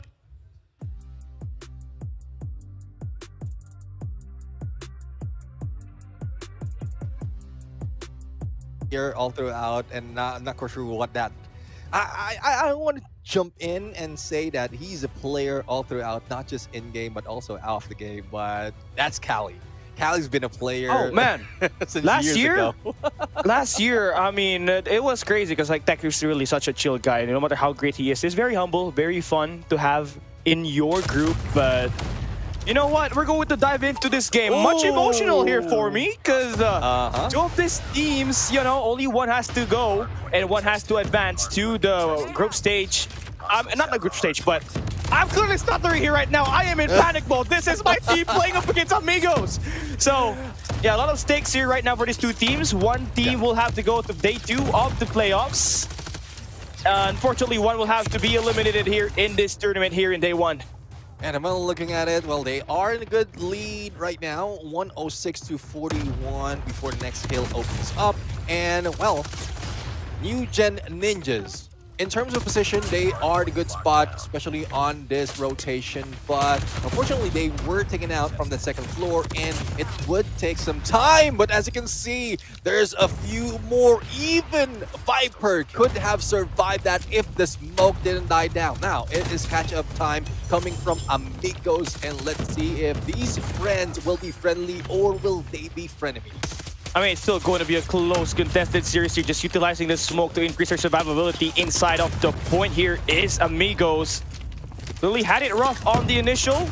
Just gonna spot a couple of more players proning. Hello. As I said, those are just watching here. New Gen Ninjas are a combination between Godlike as well as Seoul Esports, and two of which I've managed to handle here this year. So a lot of things really in the narrative here for New Gen Ninjas, right? Their hopes as the only Indian team here to represent the region is going to make it easier for them. It's going to make the Indians proud, honestly, for them to have a representative in the playoffs moving forward. But it's going to be a tough climb knowing how well Amigos has displayed their attacks up against Animus earlier today. And you could say that it was a 3-0 up against New. It was a 3-0 given by New Ninjas earlier today in this initial set, but Amigos kept it close, Neptune. Yeah, let's see on how close they can bring this in. But it would be tough right now to call that Amigos will be able to catch up that easily, because from the way I'm looking at it, great position, great rotation being done by New Gen Ninjas, despite of the barrage that's being thrown in by Amigos. It seems like New Gen Ninjas managed to hold them off quite well, and Viper a little bit too aggressive though on the backstab despite of a low on HP, and Fran would be taken down, but still 2 players from New Gen Ninjas managed to survive. Suiwa on the other side from the stairs, seeing 1, seeing 2, and great position take, but a little bit too long, a little too far though onto the next hill. It is, and then we're moving on now. Fran and the crew, again, early rotation. What you want here on P3 is the well spawn. And Amigos are kind of in a spot where, yes, you do have high ground control, but really having it difficult in terms of getting inside of that point. They do clear out the 10 side, so you are playing the corner, so you get a bit of anticipation here with that Tempest. A lot of pressure now for the side of New Gen Ninjas, as they are going to get sliced down piece by piece through the front here in this P3. Yeah, well, 7-4 and catching up. And they might be able to take this. Smoke's clear, and Rafa still on a roll, but Viper slithers in. But Puka would be taking 3. Now, let's see if he'll be able to maintain this, catch up on the scores, bring it to 100, but still a long way to go. And the same goes for the next point. It is across the map, and on that approach, on that way, they might be taken down, and New Gen Ninjas might be able to grab this. Oh, here we go. It's going to decide everything, right, amigos? Right? They really had a slow start. They didn't know what hit them, but they have managed to match up the pace now. Spades, they're going to be through the open. No operators available here for New Gen, so it's going to be quite difficult for them to try to hold this unless reinforcements do come into play. Viper vaporizes 2 players, and already like that, this hill is gonna get trimmed down, but Crozen with the War Machine. So back-to-back plays from Crozen to make play and keep amigos within the match. Yeah, Rafa right now, equalizer in hand, and even despite of the spree, he passes through and missed a few. Now Spades right now with the Death Machine in the one corner, giving more headway for amigos to be able to catch up on the scores. 16 seconds remaining in this kill, and this might be a given for amigos, and still a long way to go. P1, the 3rd rotation. Let's see how these teams will be able to take this second floor domination would be needed, but Viper on a 3 spree even before heading out. Wow. Oh, you're right. Yeah, looking at the gunfights right now, it clearly just looked better for the Ninjas. But, you know, with the way amigos are playing, they are keeping it scrappy in the hill, playing more of an elevate kind of hard point where they're just kind of stacking in it and not really relying on those cut-offs to make them play around the point. So you clearly want that to be able to bounce back from a massive lead that Ninjas have managed to get in the game. So a couple of trades coming through. Clearly, we are seeing a bit more contest coming in for amigos through open. Fran is gonna fall down there for a little bit. Still got a massive 20 seconds to fight for, and amigos has got the high ground to help them clear out the point. Yeah, I mean, they cleared out the point, grabbed the scrap, and now they will be catching up. But I love how Marvel, as well as Fran, is not really dealing with that much elimination because they're focusing more on getting into the hill. And despite of low HP, Fran still survives in and out. That is a plan. 2 seconds to spare, bringing them closer to that 250. But Rafa already on the hill takes down 2 before Warden jumps in. They're surging in right now. Viper again unlocking that Tempest early. Spades is gonna cut that one off, so a huge break here for Spades, but unfortunately for amigos, Fran managed to bring out the War Machine in time just to stop the wave to come through from the water side. And Ninjas are getting in it. 20 points for them to get this win, and they are nearing closer to getting this win right now. Amigos are trying to bring in the big guns. Rafa with the equalizer, but Warden with the elimination, and the Ninjas continues to stay in the point. And remember, we saw them lost up against Wolves, and it was a very close fight, and starting to see the clear difference of how the operators are clearly much better here this time for the Ninjas. But amigos will surely take on the fight. This game is not yet over. They remain to contest the point. Ninjas only needing 5 more to win this game. Yeah, good headway being given to Marvel right now as he head into the next hill. But the contention might be happening, and the anchor will be there, but it is over. Not even given the time to lose their way. Now, 250 is a score that is targeted, and I was expecting that would extended, but I would say great job for New Gen Ninjas. I mean, it's something that, you know, for sure, New Gen Ninjas have something in common, right? When you take a look at the in region and see how the stats have gone through in terms of playing hardpoint, godlike, when they were playing in the CDM region, they are playing pretty well in the hardpoint. They've defeated not just Wolves in there, but a couple of big name teams, especially OUG, in a couple of weeks that they were playing that map. And then you take a look at what really was the basis for Seoul Esports back in their run in that same exact tournament. Easily just Hacienda hardpoint as well. It's one of those maps where you just kind of do have a plug and play coming in for Ninjas. And how would I know? Yeah. Yeah, we know. I kind of have experience between holding Godlike as well as Ninjas, so there's some profile in there. But for Amigos, you know, for a team like them that, if you take a look at the stats, Neptune, on how they played their region, it's mostly Summit, Slums, and Combine. So they did ban out Combine today.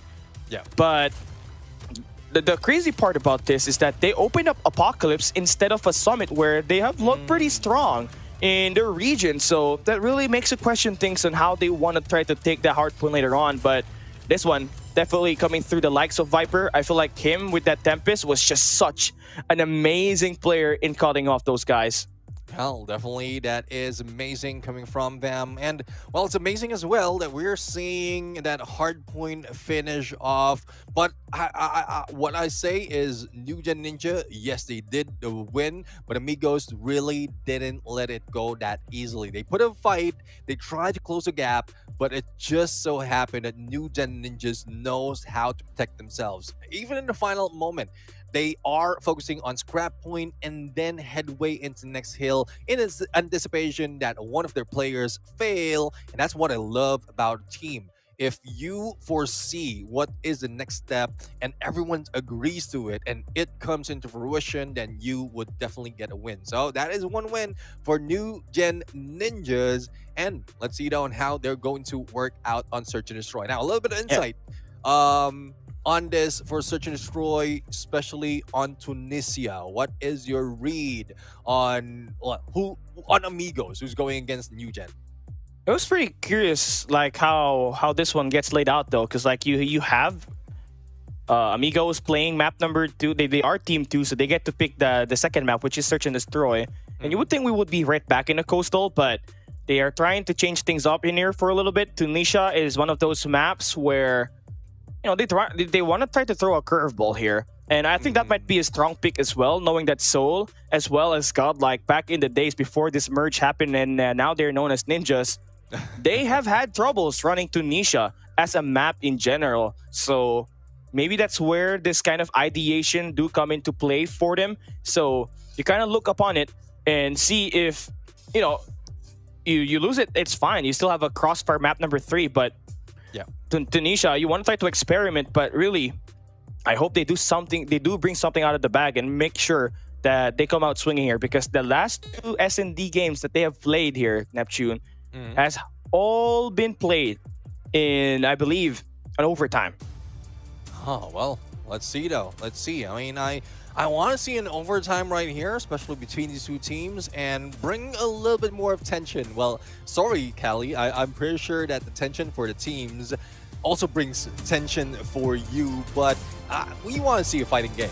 You want to see a fighting spirit coming from Amigos right here. And, well, let's see though. In terms of Amigos, they did went against STG in Latam, and they did win in Tunisia 75. So this is a huge advantage for Amigos right here in this map. Now let's see how this one's going to be played out, because you clearly don't have any idea if you're Ninjas on how they play this. And also another question is, do you even have reps on it as a main 5 right now that it's playing? You're kind of relying so much on raw gun skills to move forward in this matchup right here. So now the tacticals do get laid out. Still has no information. Nobody really peeking right now here for Amigos. Warden gonna stay alive here. Beautiful shot. 2 guys go down here for Amigos, and Rafa, Crozin, and Spades are left. Nothing to do but now having to pick up the bomb right exactly at the A site. Jess extending out. That's going to be the push. That it should be good enough for Ninjas to take round number 1. Yeah, I mean, it is round number 1 for the Ninjas. And, well, there's not so much that can be done. Rafa might be able to fight back, but Jess made that impossible for this round. That's 1-0 for Ninjas. And, well, let's see that gameplay, despite of how well they played it on their own region, it seems to be different right now, especially in the World Champs, where everything would be different. They might have been studied by their opponents, and when I say opponents, it would be Callie right here. Oh no! I mean seriously, there's really no study here at all. It's just a raw gunfight right now for these 2 teams that have merged, but looking great, honestly. As you do find 3 eliminations, even I am shocked with what's happening here. Tunisia, definitely.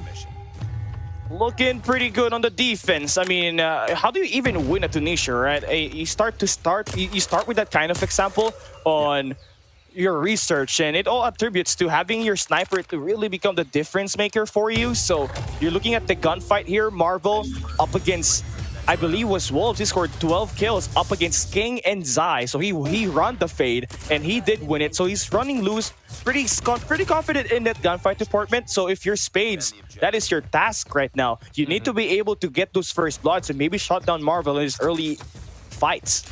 Yeah, let's see though. I mean, I'm seeing a little bit of pattern right here coming from New Gen Ninjas, because earlier from first game they were focusing on Alpha and then they switched it up onto the Bravo. Now they are back on Alpha. I think they're playing with that back and forth, especially if they're winning that game. But it's a standstill right now coming from Amigos, getting in onto the mid, but Jess is already waiting for them. Oh, a little bit of peek, but no one spotted, and well, Jess would be moving away, focusing more and helping out, giving a little bit of backup on that A.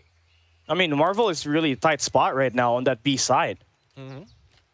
But they're going to go and back away. A minute and 13 already passed by. Really such a turtle play on the attack after losing very aggressive rounds. Amigos decides to change things up. So trying to earn a pick is going to be the question here. Crozin going to be your secondary sniper in this matchup right now, and Marvel is not really going to get anything. It's starting to look suspicious now. Why are there no players across my side? And right now he's going to get a jump scare. Crozin right through mid, pushes across, and now you have an opening on the B side with 2 players available for Amigos to hold the power positions.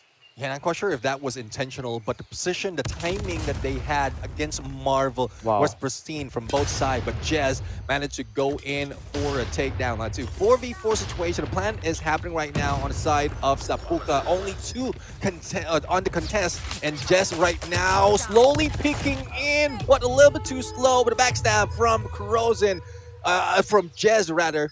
Now, it is a 3v1. Spades pulling out that hard, and Spades would be down just with that Diffuse, and Viper would be ending Sapuka's reign. Now, it is another point for the Ninjas. I mean, such a rat there was Jazz, right? Mr. Unibrow was not just getting the first blood traded, right? You saw it. Marvel died. This guy went in for a crawl and immediately find his way back into switching a weapon and still ended up with a kill on the top red.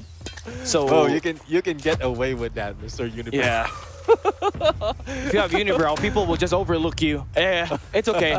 That guy is the least threatening out of all the people we have in this tournament, and then he pulls off one of the ratty plays right there. Oh yeah. 2 kills in that last round to open up that B side.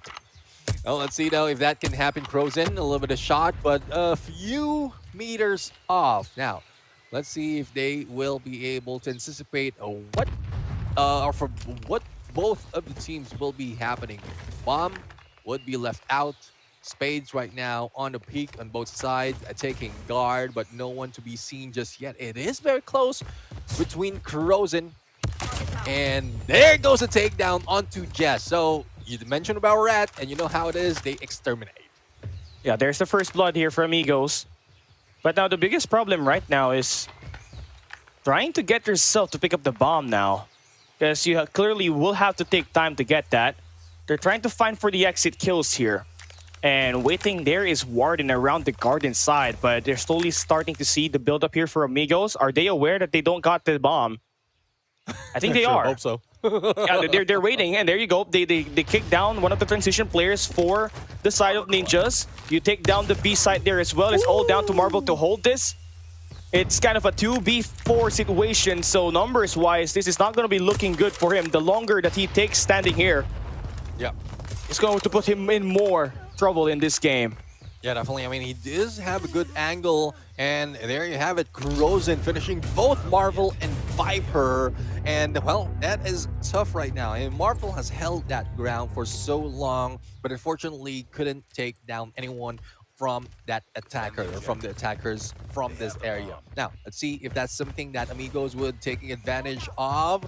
That they might be baited into thinking that Bravo is not a stronger side for them. So Let's see if this is something that they can work through. But no. Oh, they're after surrounded. mid, they switch into Alpha and probably catch Marvel on rotation. Then there you have it. Rafa for the takedown. Will make the switch. That's going to be a back attack there. And right now, Warden, they're trying to take up space here. Ooh, That's what? good for you to be able to fight this, because right now, Viper is kind of stuck. He doesn't have any information where these guys are at. So 1v1 needs to be won, and Viper is going to fall. All down to Fran to clutch this. Amigos, great numbers and great pacing, by the way. You know, they started off slow, winning their first round, and then they started to hit that attack real quick, and that was such a great read there for Amigos. Nobody really was defending there for Ninjas around the mid-map, so there was no problem. Yeah, I mean, through a three-man flank, three-man stack onto mid, plus rotation and Alpha, and that just throw the position, especially as they stack double on Bravo as well. But I don't think they will be repeating that, but they will take down Jess once again, anticipating that he is on that specific area now.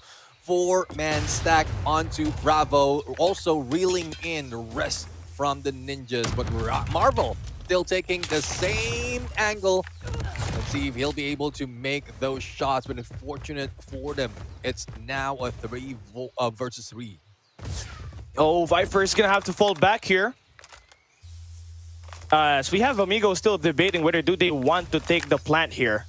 As they're clearly surrounded, they have nowhere but to push this map. But they have no high ground advantage right now. They're kind of surrounded.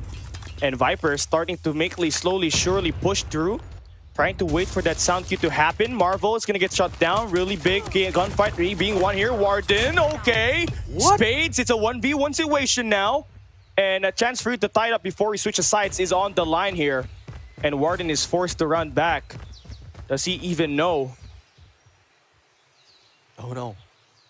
Well, let's see. Now, Spades already on the move from mid. Warden already on position. The only question, though, is will Spades follow through? Now, heading into Bravo right now. Bomb on the ground, and he'll be able to take it. The moment he get that cue, there goes Warden on the run to try and get that post plant. Now, it's more of position and timing, and Spades looks like he is in a better position to catch Warden off guard. You have to slow things down here. I mean, there's too many angles to check if you are Spades, but same thing can be said here for Warden, who now has given the sound cue that he is on the top side of the cube. Not going to check the left side, and that is Spades with the cheeky angle to tie up this round before he switched sides. Yeah, I mean, reason why I mentioned that earlier, because he's staying in the corner, and you need to either move through the stairs or jump in. And you did mention about sound cues. It did happen, and, well, I guess that is the waiting game, the patience coming from Spade to make that equalizer work. Oh, quickly attacking here is Ninjas. Forcing Amigos to play for a 5v5 retake here. Interesting. No nade. Oh, the nade. We're speaking of nades. Was just about to highlight it. Jez is gonna fall down. So Crozin, yeah, they tried to bait them in real good, throw it off with the nades, and now you have a power position. Fran, nothing to go there. Quick round win for Amigos. They're definitely quick. I mean, in terms of position, they managed to, I guess, reel in to the patience of Ninjas, because they were just impatient. They head into that Bravo, making sure that they get that plant, but unfortunately for them, Amigos get better position. Now, let's see if that would happen once again. And seeing the pattern that's being done by Amigos, closely similar to what Ninjas has done. Now they're focusing on Alpha, but it seems like the bomb might be heading into Bravo. So hopefully they will be silent and stealthy at this point, not giving any signals for Amigos to rotate to that B. Trying to throw off a transition here is Viper. Really going to be a difficult spot right now if you're Amigos, because you clearly have heard multiple cues all around the map, so you don't know where this attack will go. But you have Spade holding down the mid-map. You're waiting for someone to bounce down. I feel like you already have heard the information. Viper is going to get a couple of picks here and there, but nothing is going to come out on top. No first bloods yet here. Teams are taking their time. Bro, I mean, Viper heard something and he moves away. But there you have it, a takedown on Warden as well as a Puka. Up goes in personal Marvel with a machine pistol. Now switching in to at that Tundra, anticipating someone what might be coming in. But that was quickly as that is down to a 3v3. Yeah, it's very scrappy, so we expect this one to go through. Nades not gonna hit anything now. Timing is just unreal there. But now the post-plant retake, where do you want to take this if you're Amigos? Seems like you're gonna try to attack on the CT side, where Marvel is kind of holding a very aggressive spot.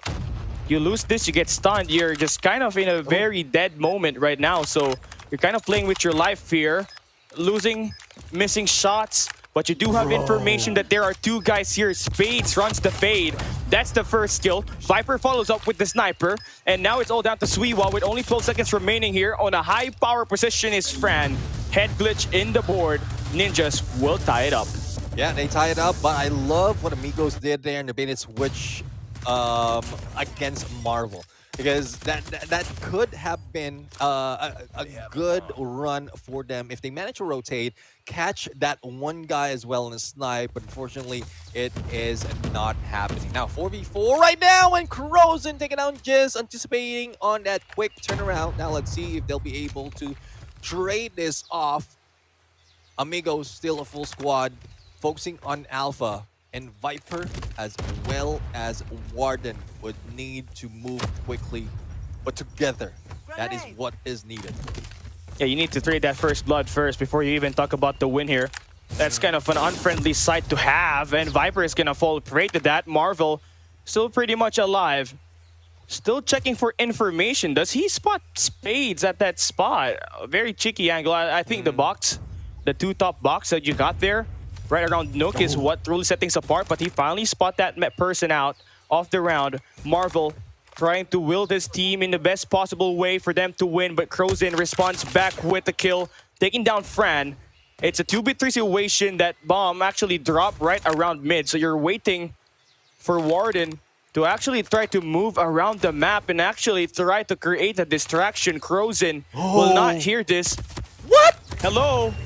That's the first one. They're moving forward. Very aggressive spot here. You kind of have to win your 1v1s. And well, Amigos will survive that. And I thought we were going to see an execution out there. Like up close and personal. He was just cheeky from Warden, but I don't know if it's a misclick or he just managed to shoot. But he's going to shoot, at least keep a distance, and he might have survived. But, well, 5-4 lead of Amigos, but Marvel is, well, furious at this point, losing that game. Now they want to take a point back. Now, looking at that position, similar to the slowdown that we've seen earlier, not so much of movement, especially for Amigos, who lost one of their players. And it's a 3-1 split on Alpha. Is the focus, but Crozen managed to equalize the number now on a 4v4. I mean, you love to see it, Amigos, despite the run right there. They still have a very aggressive sniper to play around with. Oh, Jez running around, so nobody will be picked up there by Sapuka. So the B side is where the bomb will go, but Sapuka will be there to go for the intercept. Is waiting. Oh, Warden is going to resupply the chain, and they're going to trade it out. So Crozen, you're tasked to make a big play once again for Amigos. Is there any limit to how you will play this? A crossfire setup on the CT side with Jez and Warden waiting for the perfect moment for these players to go in for the push. So he was kind of your bait here. You want Crozen to have the best chance at trying to put in the biggest difference, as he's got 14 kills in this game, mind you. Marvel as well as Viper, right? They only got they have the same kill, but this guy does more right now for the squad. Well, fortunate for Amigos, that plan didn't work. And great stun. Great push as well to throw off whoever's on that high ground. And it could have been like a takedown equalizer on a 2v2, but a quick decision making coming from New Gen Ninjas, just make sure that they won't be caught off guard. Their numbers are still favoring them, and then they will get that win. Now, Ninjas with the bomb, backing away. Viper almost being taken down. They regroup back in spawns, And all they have to do is buy a little bit more time. But Warden will say otherwise. They want to focus more on getting position on to that. And Warden will be taken out, unfortunately. Yeah, Sapuka with a big play right there. Kind of was the hole on that last round. But he managed to get it through. Jazz again gonna fall. I mean, this disastrous place for New Gens where just they attack. Ooh. Where was the shot? Oh, wow. Crozen with another double. And again, 17 kills for him. He's not going to stop unless the Ninjas gets him as the first blood. Easier said than done, amigos. This should be a round win for them. It's a 1v4. Yeah. Fran backs away. The same goes for Rafa. Now, long rotate on to Alpha, and 2 is already waiting.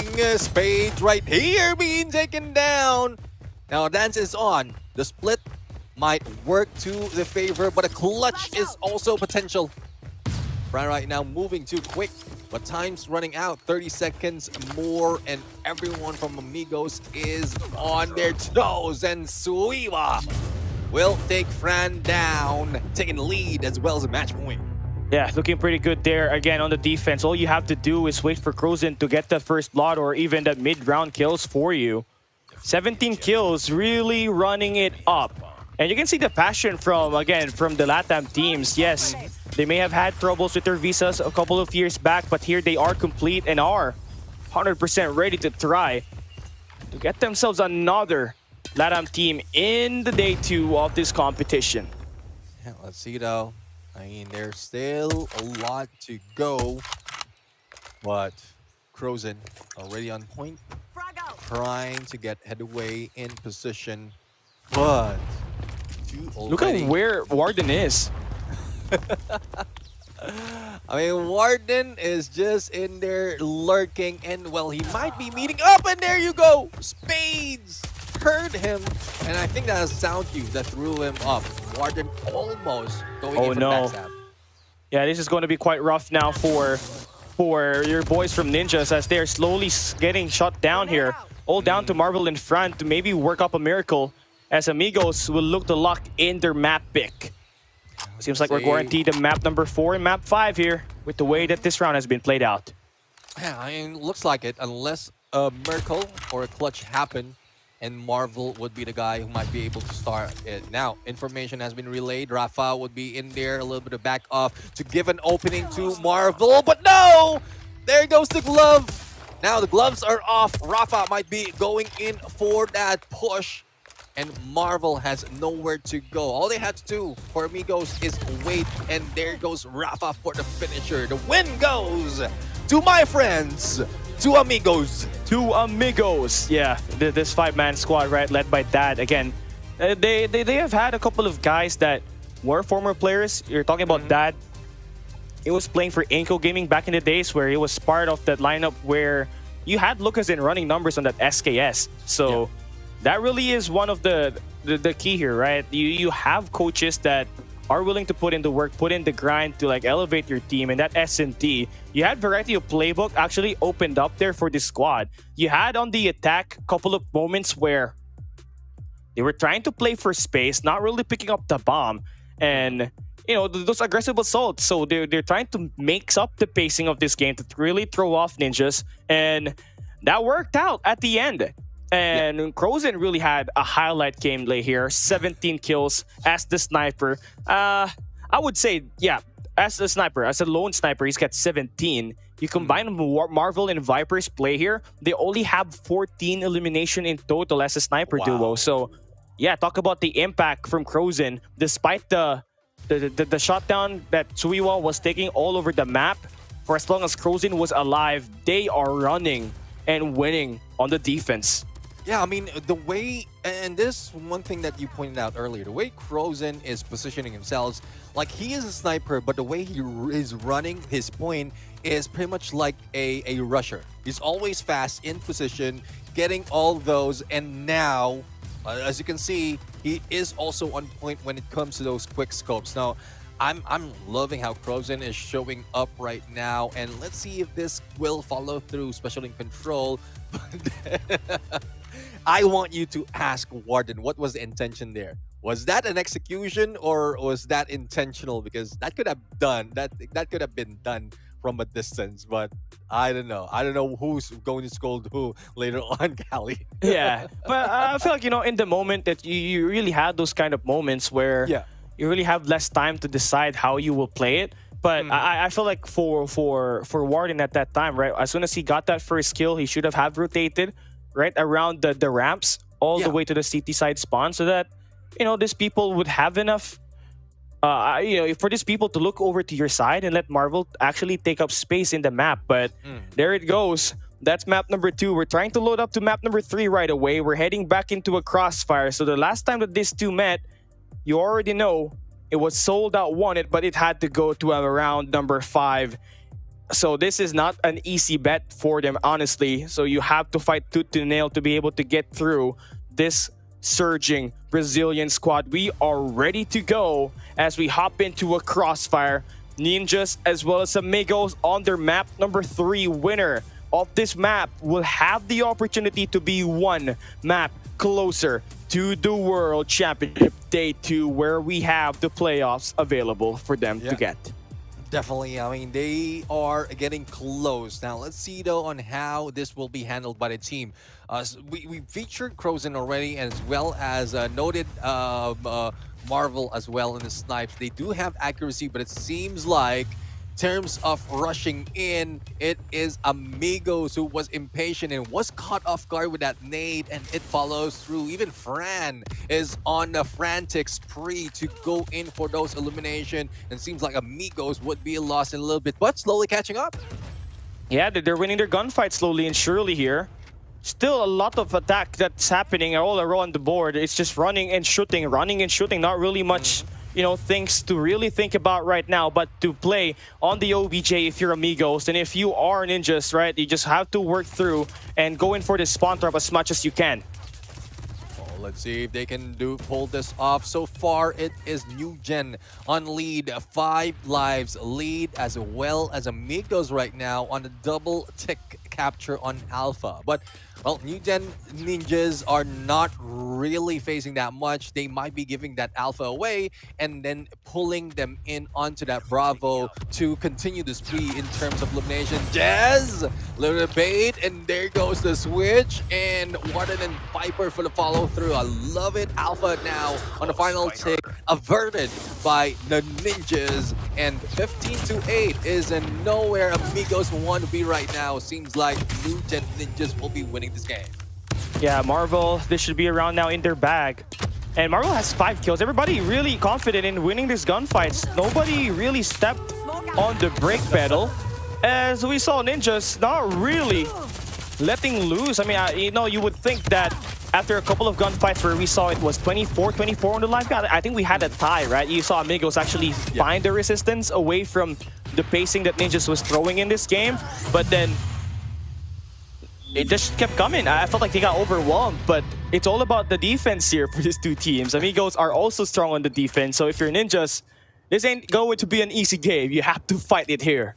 Yeah, let's see, though, if that can happen once again, because I do agree. It looks like it is a strong push being done right now. And Amigos, well, try to smoke them out, or was it the Ninjas? But shots coming from the Ninjas right now to somewhat equalize it. Fran with a War Machine. Unfortunately, he got taken down before doing so. Managed to take down the couple. Suiwao right now on a spree, on an HS. Now, will he be able to meet a Marvel and probably take him down? There goes a shot. Now, 24-25, double tick, almost captured by the Ninjas, and they can extend this 1 minute longer, and a little bit longer in ending this game. Oh, Suiwa. Oh man, no value on that operator, sadly. But you've done the numbers, right? You're getting kills, you're pushing up spawn. So much pressure coming up ahead here. Sapuka caught in an island. He's gonna get baited out there. But you still got Suiwa on the top floor control, so you are doing so much damage. No trade out whatsoever so far for the Ninjas, but they'll gladly take in the A site. Got a couple of operators available to play around with on this mid round. 16v19, totally plausible, but with the way AMG is playing, they are just trying to do whatever Ninja was running them over on that first round. It's really all about the defense here, Neptune. Yeah, definitely. I mean, the turnaround that has been done by Amigos quickly turn around the scores as well. I mean, earlier it was the Ninjas that had a pipe live lead. Now, Amigos are the ones sticking to it. And not only that, despite of capturing that alpha, they can be baited in a Bravo, and the lives will still be trickling down. Brando, game changer on that spray, but didn't see anyone, not even taking down anyone. And Zapuka for that shot. Now, still on a loss would be the Ninjas. Yeah, it will be 7v12. Really having it rough, right? You would think the kind of dominance that they had in that round number 1 would carry over here.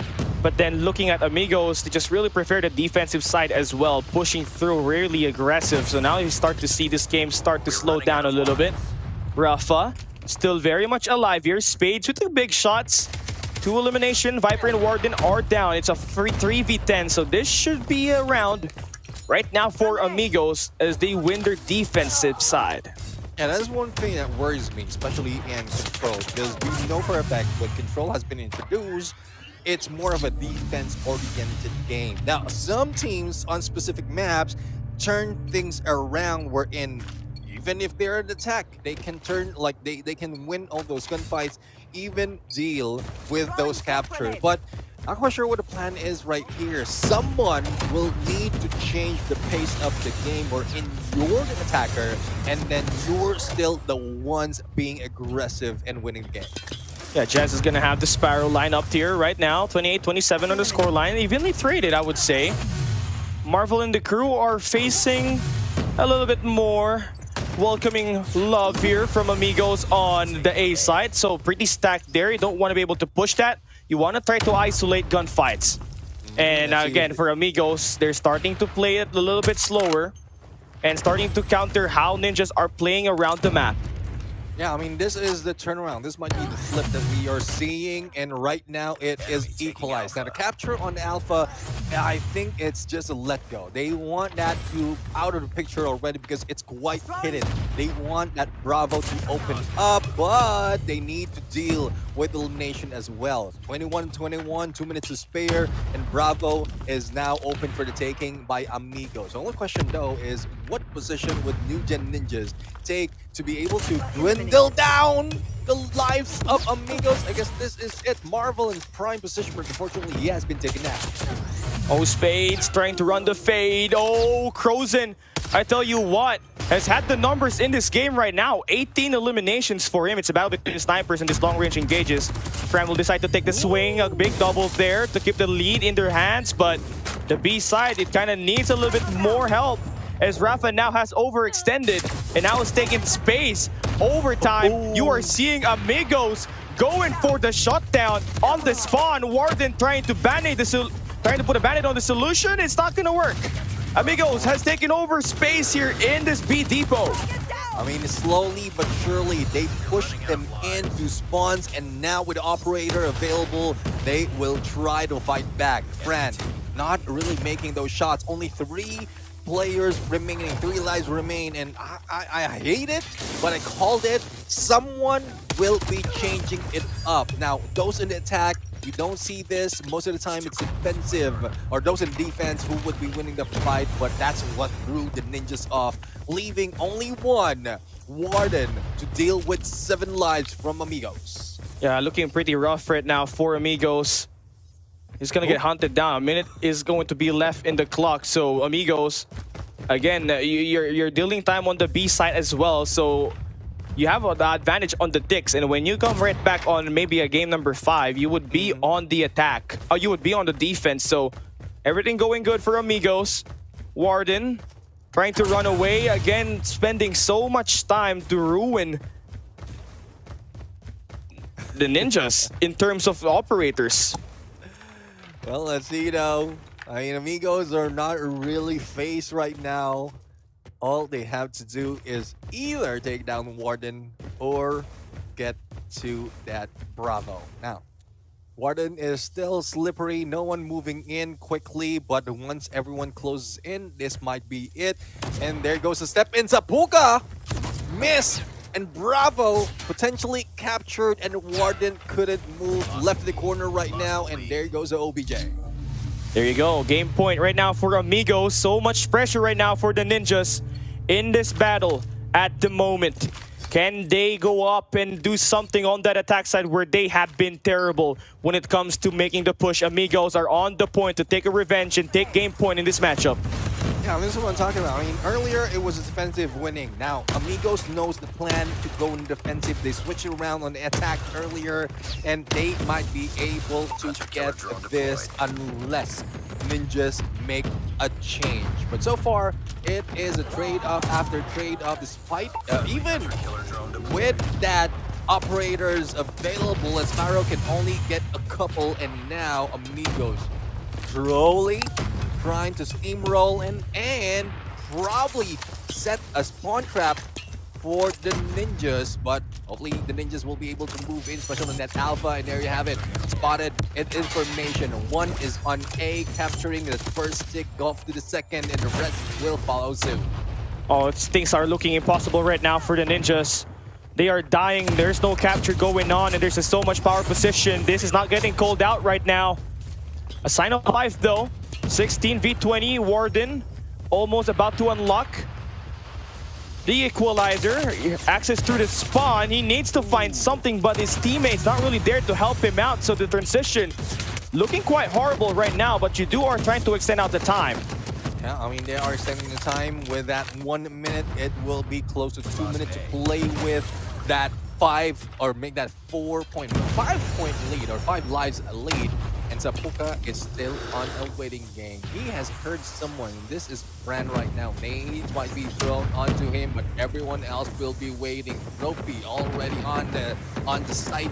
And all they have to do is step in. On the other side, Viper takes down Crossin, and there you go. The timing with that death machine. Unfortunately, Spades has been taken down as well with that equalizer. And 9-14, still a long way for Amigos to be taken down easily. Oh, Rafa, big kill right there for Marvel. He shuts down the equalizer. Viper with the Tempest. What? This is such a big investment coming in for Ninjas right now. They have to go inside of the point. Your boys from Amigos are kind of trapped at the moment, so you're two-stacking this B side. A sudden change of pace. Amigos, they gotta go. Have to contest this right now. It's only Spades very close to the point. He's trying to take it down, but the capture will be done by the Ninjas at the late game. Yeah, I mean, the timing was pristine. Either you win with the Marvel? kills or win with the capture. And they got it with the kills first. Only a few seconds remaining. Now, both teams has changed the pace of the games. Even the attacker, they can win that in pristine manner. Now, let's see if this is something that can be very, very close between these two teams. Mose has been released, and Brand on that War Machine is getting close against Amigo. Yeah, EMP system is still locked in here. Still not gonna be activated. Ninjas are kind of in a moment where it's a make or break. Right now, you won the first 5 kills. You got the information. You still got a Predator missile in the hands of Marvel. And that's 4 eliminations straight coming in from him. He's got the hot hand. Rafa trying to make the push. He's gonna fall down. So Viper actually unlocks an EMP system as well. What happened in these last 2 rounds? If you were AMG, you were just playing with the pace. You were winning. And now it's starting to look dimmer. Right now, you need something from Crozin, or maybe even a play for Zapuka. I mean, right now it's just hard. It's tough because Crozin can make that play, because the way like the Ninjas are positioning themselves, they're getting away from that center, from that crossfire, and that's not so much that Crozin can do on the snipes. And well, it seems like even before that happened, 2 lives lost after taking 10 from Amigos. Sure enough, new gen Ninjas would be the new winner in this series, and they will be moving on, especially with the lead that they have. There, man, that's really nice. Honestly, if you're Ninjas, a sudden change of pace clearly says it all. And now you have an opportunity to absolutely have the lead in this series. So, yeah, great promises coming in from them. And all you gotta do is just hit it. Continue up the rally, moving forward, and use what you felt on that last round to finally book your ticket to the playoffs. Now they are getting close to book that ticket, and I love, first off, the timing on that equalizer, and then the timing on that finisher. Because for the equalizer they have before they brought it to 2-2, they just was on point. Now even on that final moment, they just started hot against Amigos, making it difficult for Amigos to really get back in play. So I guess this is what happened when you put the new gen ninjas in a tough spot. They start to fight back. That's how would we say that, right? The diamonds, you can find diamonds in the rough, right? And you got that right there. So it looks pretty good. And all you have to do is start to build off from that. And I tell you what, casting this as one of the coaching staff for new gen ninjas, I don't know what to say, but it's really intense. And honestly, you have to give credit. You have to give credit to how this one was played out, honestly, by AMG, because they knew how to make the play. And they almost had it, unfortunately not. At the late game, where just a sudden change of pace, the operator outburst for the ninjas started to become not just an EMP system built up, but, you know, multi-kills that started to come through. Yeah, definitely. I mean, I think the Amigos gameplay is they played with defensive, follow through on what New Gen Ninjas was doing, and then try to switch it up on offensive. But they didn't expect that the ninjas will be able to do the same. So after that equalizer, the ninjas just know they are back in defense. They know how to fight back, and well, it's that now it's just history. Now let's see though if this is something that they can push through in the next game. It is Apocalypse in hard point, and you know how it is. We witnessed that earlier, wherein there's a lot of angles to take, a lot of position to go in a spree to take a huge lead against your opponent. And well, either way, whether it's a New Gen Ninjas or Amigos, someone would need that headway. Well, just a matter of time before we find out who. Yeah, I mean, talking about, you know, teams that have already made it here once again, after this next two maps that we finish, right, we are going to have the 8 teams that will qualify to day 2. And again, for your boys from Ninjas, they want to get this one badly. And if you are Zim, right, you've always had been a multi-regional champion, but to never make it to day 2 was kind of the biggest problem for him all this time when the World Championship do pan out. Here, his team actually now in a map away from winning this one, right? The winner of this game will have to join Wolves, Q9, Stalwart, Elevate, and OUG to complete the 8 teams that will play in the World Championship. Day 2. Oh, I mean, this is getting exciting. Now, well, Apocalypse right now, I know this is crazy. This is scrappy when it comes to position, but they just need to be smart now as they head into that P1. Everyone else throwing everything, all utilities. Now, first elimination would be happening for the side of New Gen Ninjas. And despite of how Amigos try to back away, get in position, they just couldn't get on point just yet. Yeah, 50 points still left here to fight for. Opening gunfight being won by Ninjas. Amigos are still trying to fight for that next rotation, but you do want to put your players inside of the hill here right now. Amigos, you know, you're begging again for Crozin to have up another fight. You go into a coastal, you have a high chance of winning it. Remember, they almost won it up against Ninjas earlier today. Let's see if there's something that they would be able to pull through. Now, Jess being taken down by Spades. Now, this is where Amigos will be catching up. 14 seconds remaining. That would be equalizing it in a bit with a little bit of difference of 5. Now, if New Gen Ninjas continues this from this point up until to P2, then they will be taking a huge lead, putting so much pressure on Amigos. But looking at the position of how Amigos is already blocking all the approach, is more of the strength in that firepower that they need to work with. But unfortunately, one cannot push through against 3. Ninjas, Fran needs to get that kill right there, but he falls, so still spawns are in favor for Amigos on the second break. 40 seconds, first wave, actually wave off by Amigos.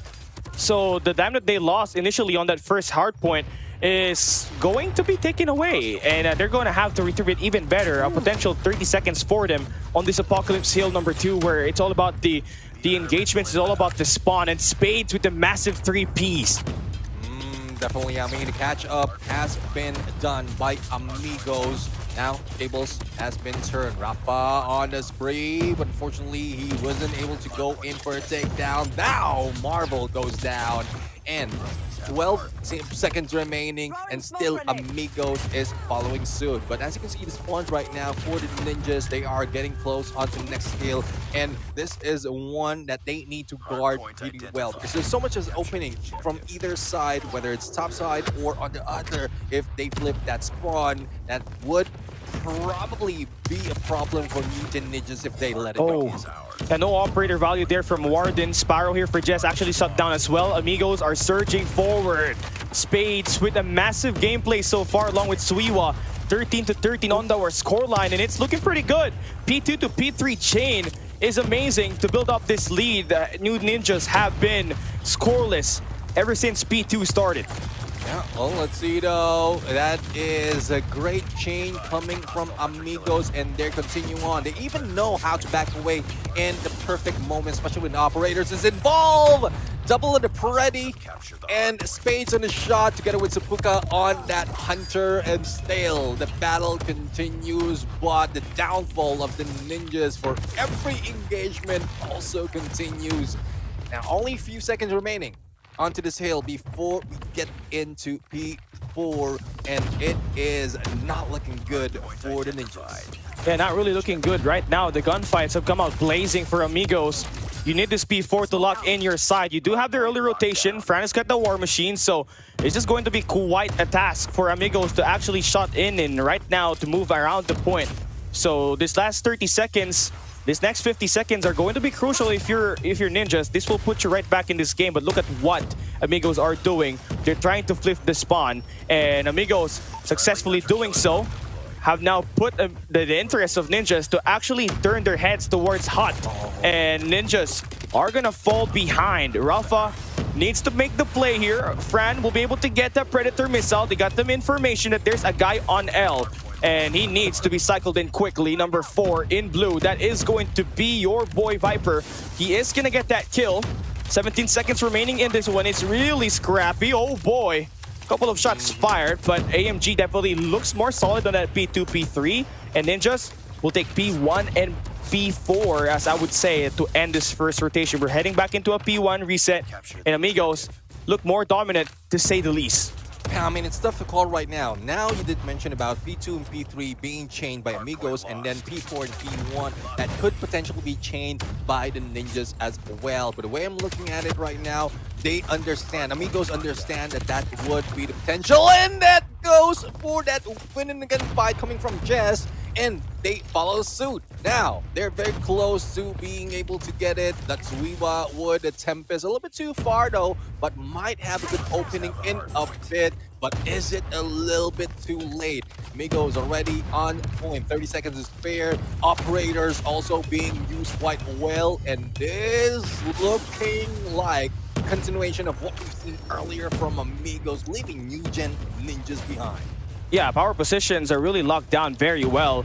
And power positions are everything on Apocalypse, right? Where it's all about the 60 seconds rotation. And Amigos are not only claiming the scrap time, but also spawning out Ninjas all the way to the left side. So they're kind of stuck in this moment. It's all down to Viper to make a play. He falls, and Amigos will chain P1 to a P2. Talk about grit and grind. This is Amigos crushing down themselves from this fight. They want to shine. They want that map number 5, and they are doing so with this dominance coming into play.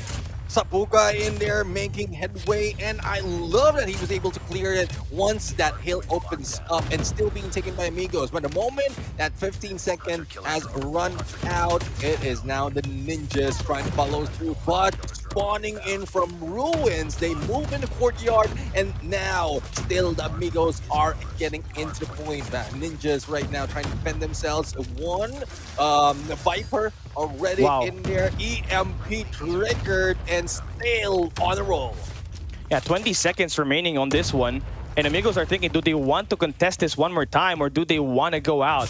And Viper already, again, looking pretty good. He's gonna bring out the Predator missile to maybe just stop and get some more information for his teammates on rotation. Hey, there's a guy here at the bottom scaffolding, and he's gonna have to be traded out, and there you go. Viper making the play, the player from Godlike, formerly from Vitality, again, making the pace change coming through for Ninjas. He's starting to get some heater up, and Marvel slowly to pick up the pace as well. We've seen him actually grow up and get a ton of kills earlier on that crossfire, but here they are fighting tooth to nail once again. But you are seeing the pace actually do change up a little bit. Obviously, this game is all about the read, and all about the read is Ninjas, as they have extended out the map position around the map. Oh, see now a little bit split spawn coming in from Amigos that would not help them take over this hill. And as you can see, the Ninja is already catching in. Regardless of which main road Amigos is running through, the Ninjas are gunning them down. Zapuka with a win, but a flank from Jess might take this on their side. But unfortunately, the rest of the teams of Amigos is already in, and the remaining scrap points will be gathered from both sides. It's more of who gets in onto the next hill that would get get great anticipation onto that P4, and it seems like it is the Ninjas blocking that point ahead. Yeah, 150 to 161. This game is pretty close. This P4 is everything for Amigos. You have the lead. You're trying to flip off the spawn. Number 2 is kind of being a feisty guy right there, and Marvel's gonna fall out finally. Now it's all about finding the players inside of that hill. Fran being a nuisance off the back. Suiwa with the gunfight. He's gonna win it, but the lead change coming through now. Ninja momentarily will have the lead.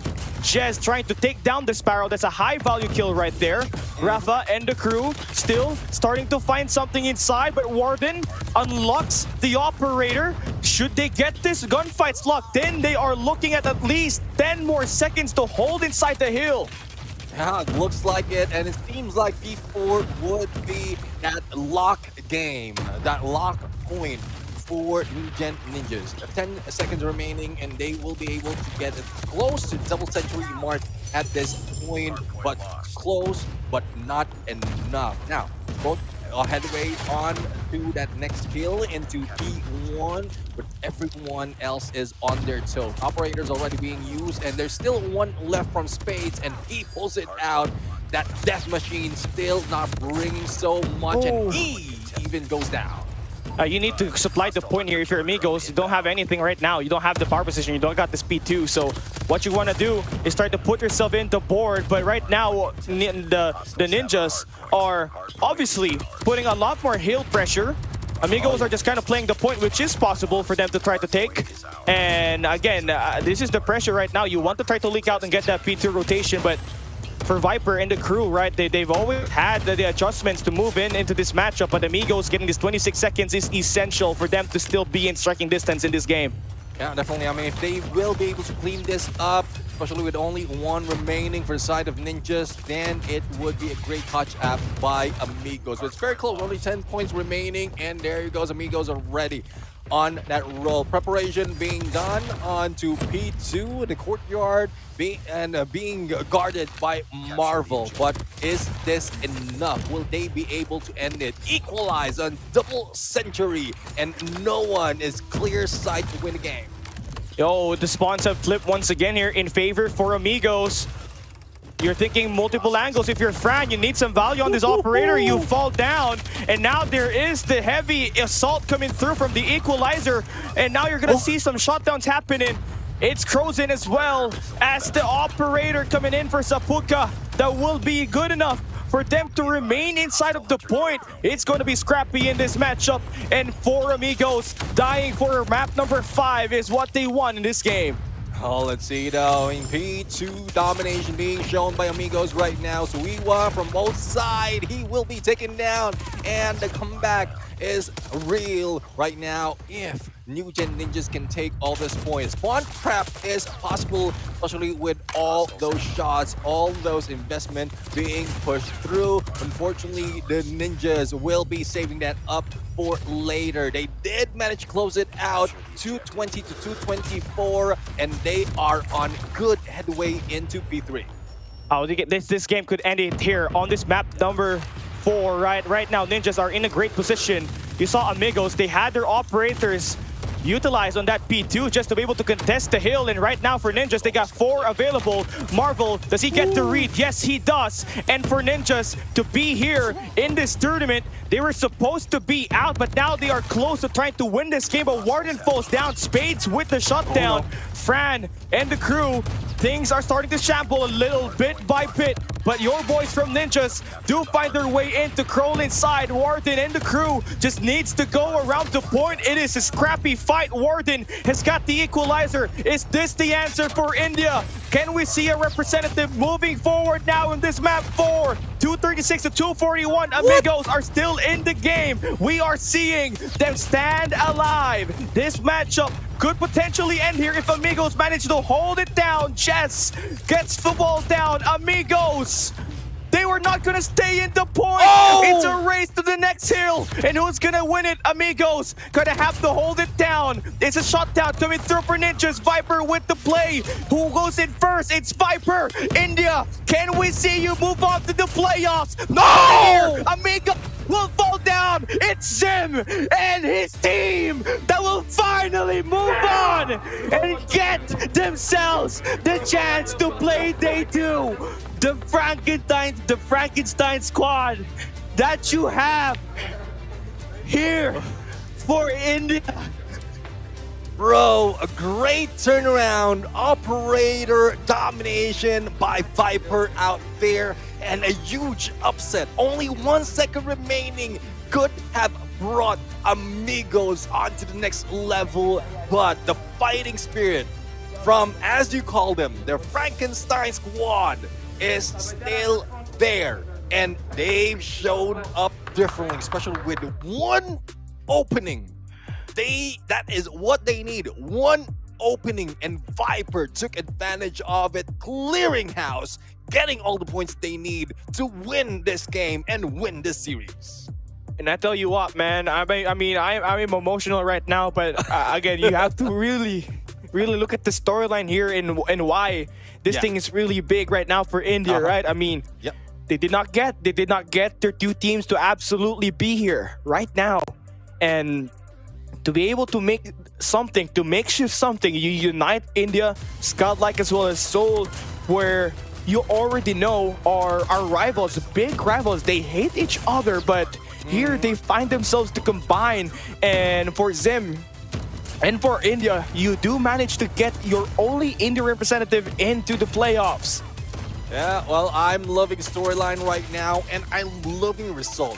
I know it's unfortunate in the story on what happened with the 2 Indians team, but I guess this is something positive, because if you can put rival in together, be brothers in arms in battle for your nation to be on the board, then so be it. And right now, this is proof that all that love, all that hope, all that passion is being brought into these games by the representative of India, and that heart, that mind, and one mind coming from different players, different teams, is now showing up, showing that anything is possible. And right now, that will be I believe our last team to actually make it to the playoffs. I think this is going to be our last match. Ninjas will be able to make it as the only lone representative for the Indian region. And again, a big shout out to Zim once again. He's been craving for a day 2 last year with Vitality, even though it started to look like it's one of the best ways for them to win it. Did not really go through. This year, even after things have really have it shut down, my goodness, they do make it out. And Viper was the MVP. Let's get an interview here. At the very beginning of today, and you were feeling a little bit nervous. Of course, it was your first ever World Champs. How does it feel like to qualify for stage 2? It feels amazing. It feels amazing. That was like intense hardpoint, but I got that in the last point, and yeah, it feels amazing. Honestly, at this point, like, everyone's minds is just jumbled, right? It's a very emotional day, and day 2 tomorrow. Of course, the match isn't done yet, and especially in that hard point, this is the closest game we've had so far in this entire competition. And Amigos, how did you feel like when it comes to playing against them? Because they gave you a hard time. Yeah, they were good, and I mean, we didn't care what the others opponents are. We just played our game.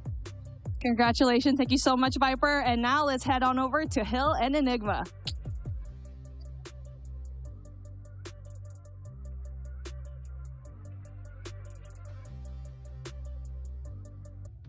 I mean, it's such a.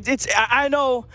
There's tears coming through my face, but I can't help it. You know. Yeah. We've been through a lot.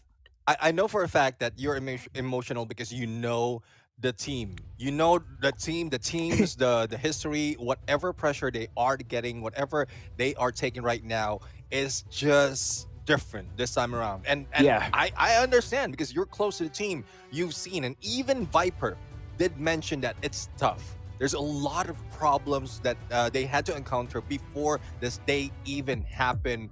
And well, this is just how it's going to be. But as we look in, especially in Group B, it seems like both Wolves and Newgen Ninjas will be qualifying for Group A. We have Elevate Puck and OUG that I think ended simultaneously from what we just witnessed. Yeah, I mean, it had to go down to a really strong game there for exclusive. I mean, having to play map number 5, I think you were the one casting that, right? The standoff where Super Clark predicted 7-5, but yep. Yeah, it really feels weird to see Unmythic Dream to be the one ending up in the lower bracket final and not your boys from exclusive, but it is what it is. We're moving on to our playoffs, and we have Elevate Puck going up against Street Gaming. That will be your defending champions looking to try to turn things around and go in for the back-to-back championship. Eyes on the prize as well for Wolves as they take on Glories on the second game of that day. But you look at the lower half, right? You got Q9 and Newgen Ninjas. And to wrap that one on the upper bracket, you got Stalwart Esports up against OUG. Moving forward, you have on this best of 5 series. This is a double elimination. We are running it back. And sky's the limit for these teams. You have 2 chances to absolutely go in for the shutdown here, Neptune. And the last time we saw a double elimination, you saw the Tribe Gaming run from the lower bracket. They became the champions back in 2022. And that's the thing. I mean, a lot of teams have been thriving when it comes to moving in a longer route. But let's see if that storyline is still possible. But for OUG, earlier they met up with Elevate. Now they are back to be able to meet up with another Garena team, which is Stalwart Esports. And they're still running, though. They're still running when we thought that they could have been taken out. Unmythic Dream, unfortunately, faltered 3-0 against OUG, giving us more hope for the team. So again, for those of you who are wondering who qualified, who just didn't witness what happened earlier, we have Elevate OUG from Group A moving forward. We have Wolves Newgen Ninjas, and we just witnessed how awesome that win was. Q9 Club as well as Galaris for Group C. And for Group B, we have Stalwart Esports and Street Gaming. Now, I'm really looking forward to how day number 2 is going to start, because that's one step closer to being the champion of the game. Yeah, definitely. So it's really going to be, really decisive on these next 2 days, right? All the hard work that you're able to build since the start of the year, it's all going to be over in these next 2 days up ahead. And tomorrow, I believe we are going to be removing 2 teams, if I'm not mistaken. So there's really going to be a big heavy assault that we'll be having up ahead. So you got to be prepared. You only got 1 day to actually study the team that you're going to be facing against with. So you got to make sure that you come in ready for your matchup. Anything is possible now that you are on the playoffs here, Neptune. Yeah, definitely. I mean, it would be a longer route for some teams. They might be able to go and slither themselves from lower bracket, but it is a tough journey ahead for everyone. I'm not putting any pressure because the pressure is already there. You know how it is when it comes to World Championship. A lot of teams are aiming to be number 1, not just in region, but also the whole world. And they want to take that crown, that trophy away from Elevate Puck. But from what we've seen, Elevate still has their strengths, and they will not be letting it that go easily. So let's see, though, if it's something that can work this time around on day number 2. Yeah, definitely. And we just saw it there it does still look like that we are going to be having 2 Latin American teams there, Neptune, in the top 8. So that's great because we've always underlooked how the strength of Latin America is because of the lack of manpower that they get to bring during the World Champs. So that is going to be it, right? That's going to wrap up our day. And tomorrow, we're going to be seeing our Garena representatives once again go at it with a chance to enter the grand finals as we are the defending champions. I'd like to toss this one, Neptune, to you to actually close this one out because it's been a very long day for us. Yeah, well, for everyone, I am Neptune Garcia, joined by the one and only Callie, and also in the name of Super Clark. We were your casters, and everyone will be seen tomorrow for day number 2 of Call of Duty Mobile World Championship 2025. So, see you then. Any number you like. Now forget it, you won't need that tonight.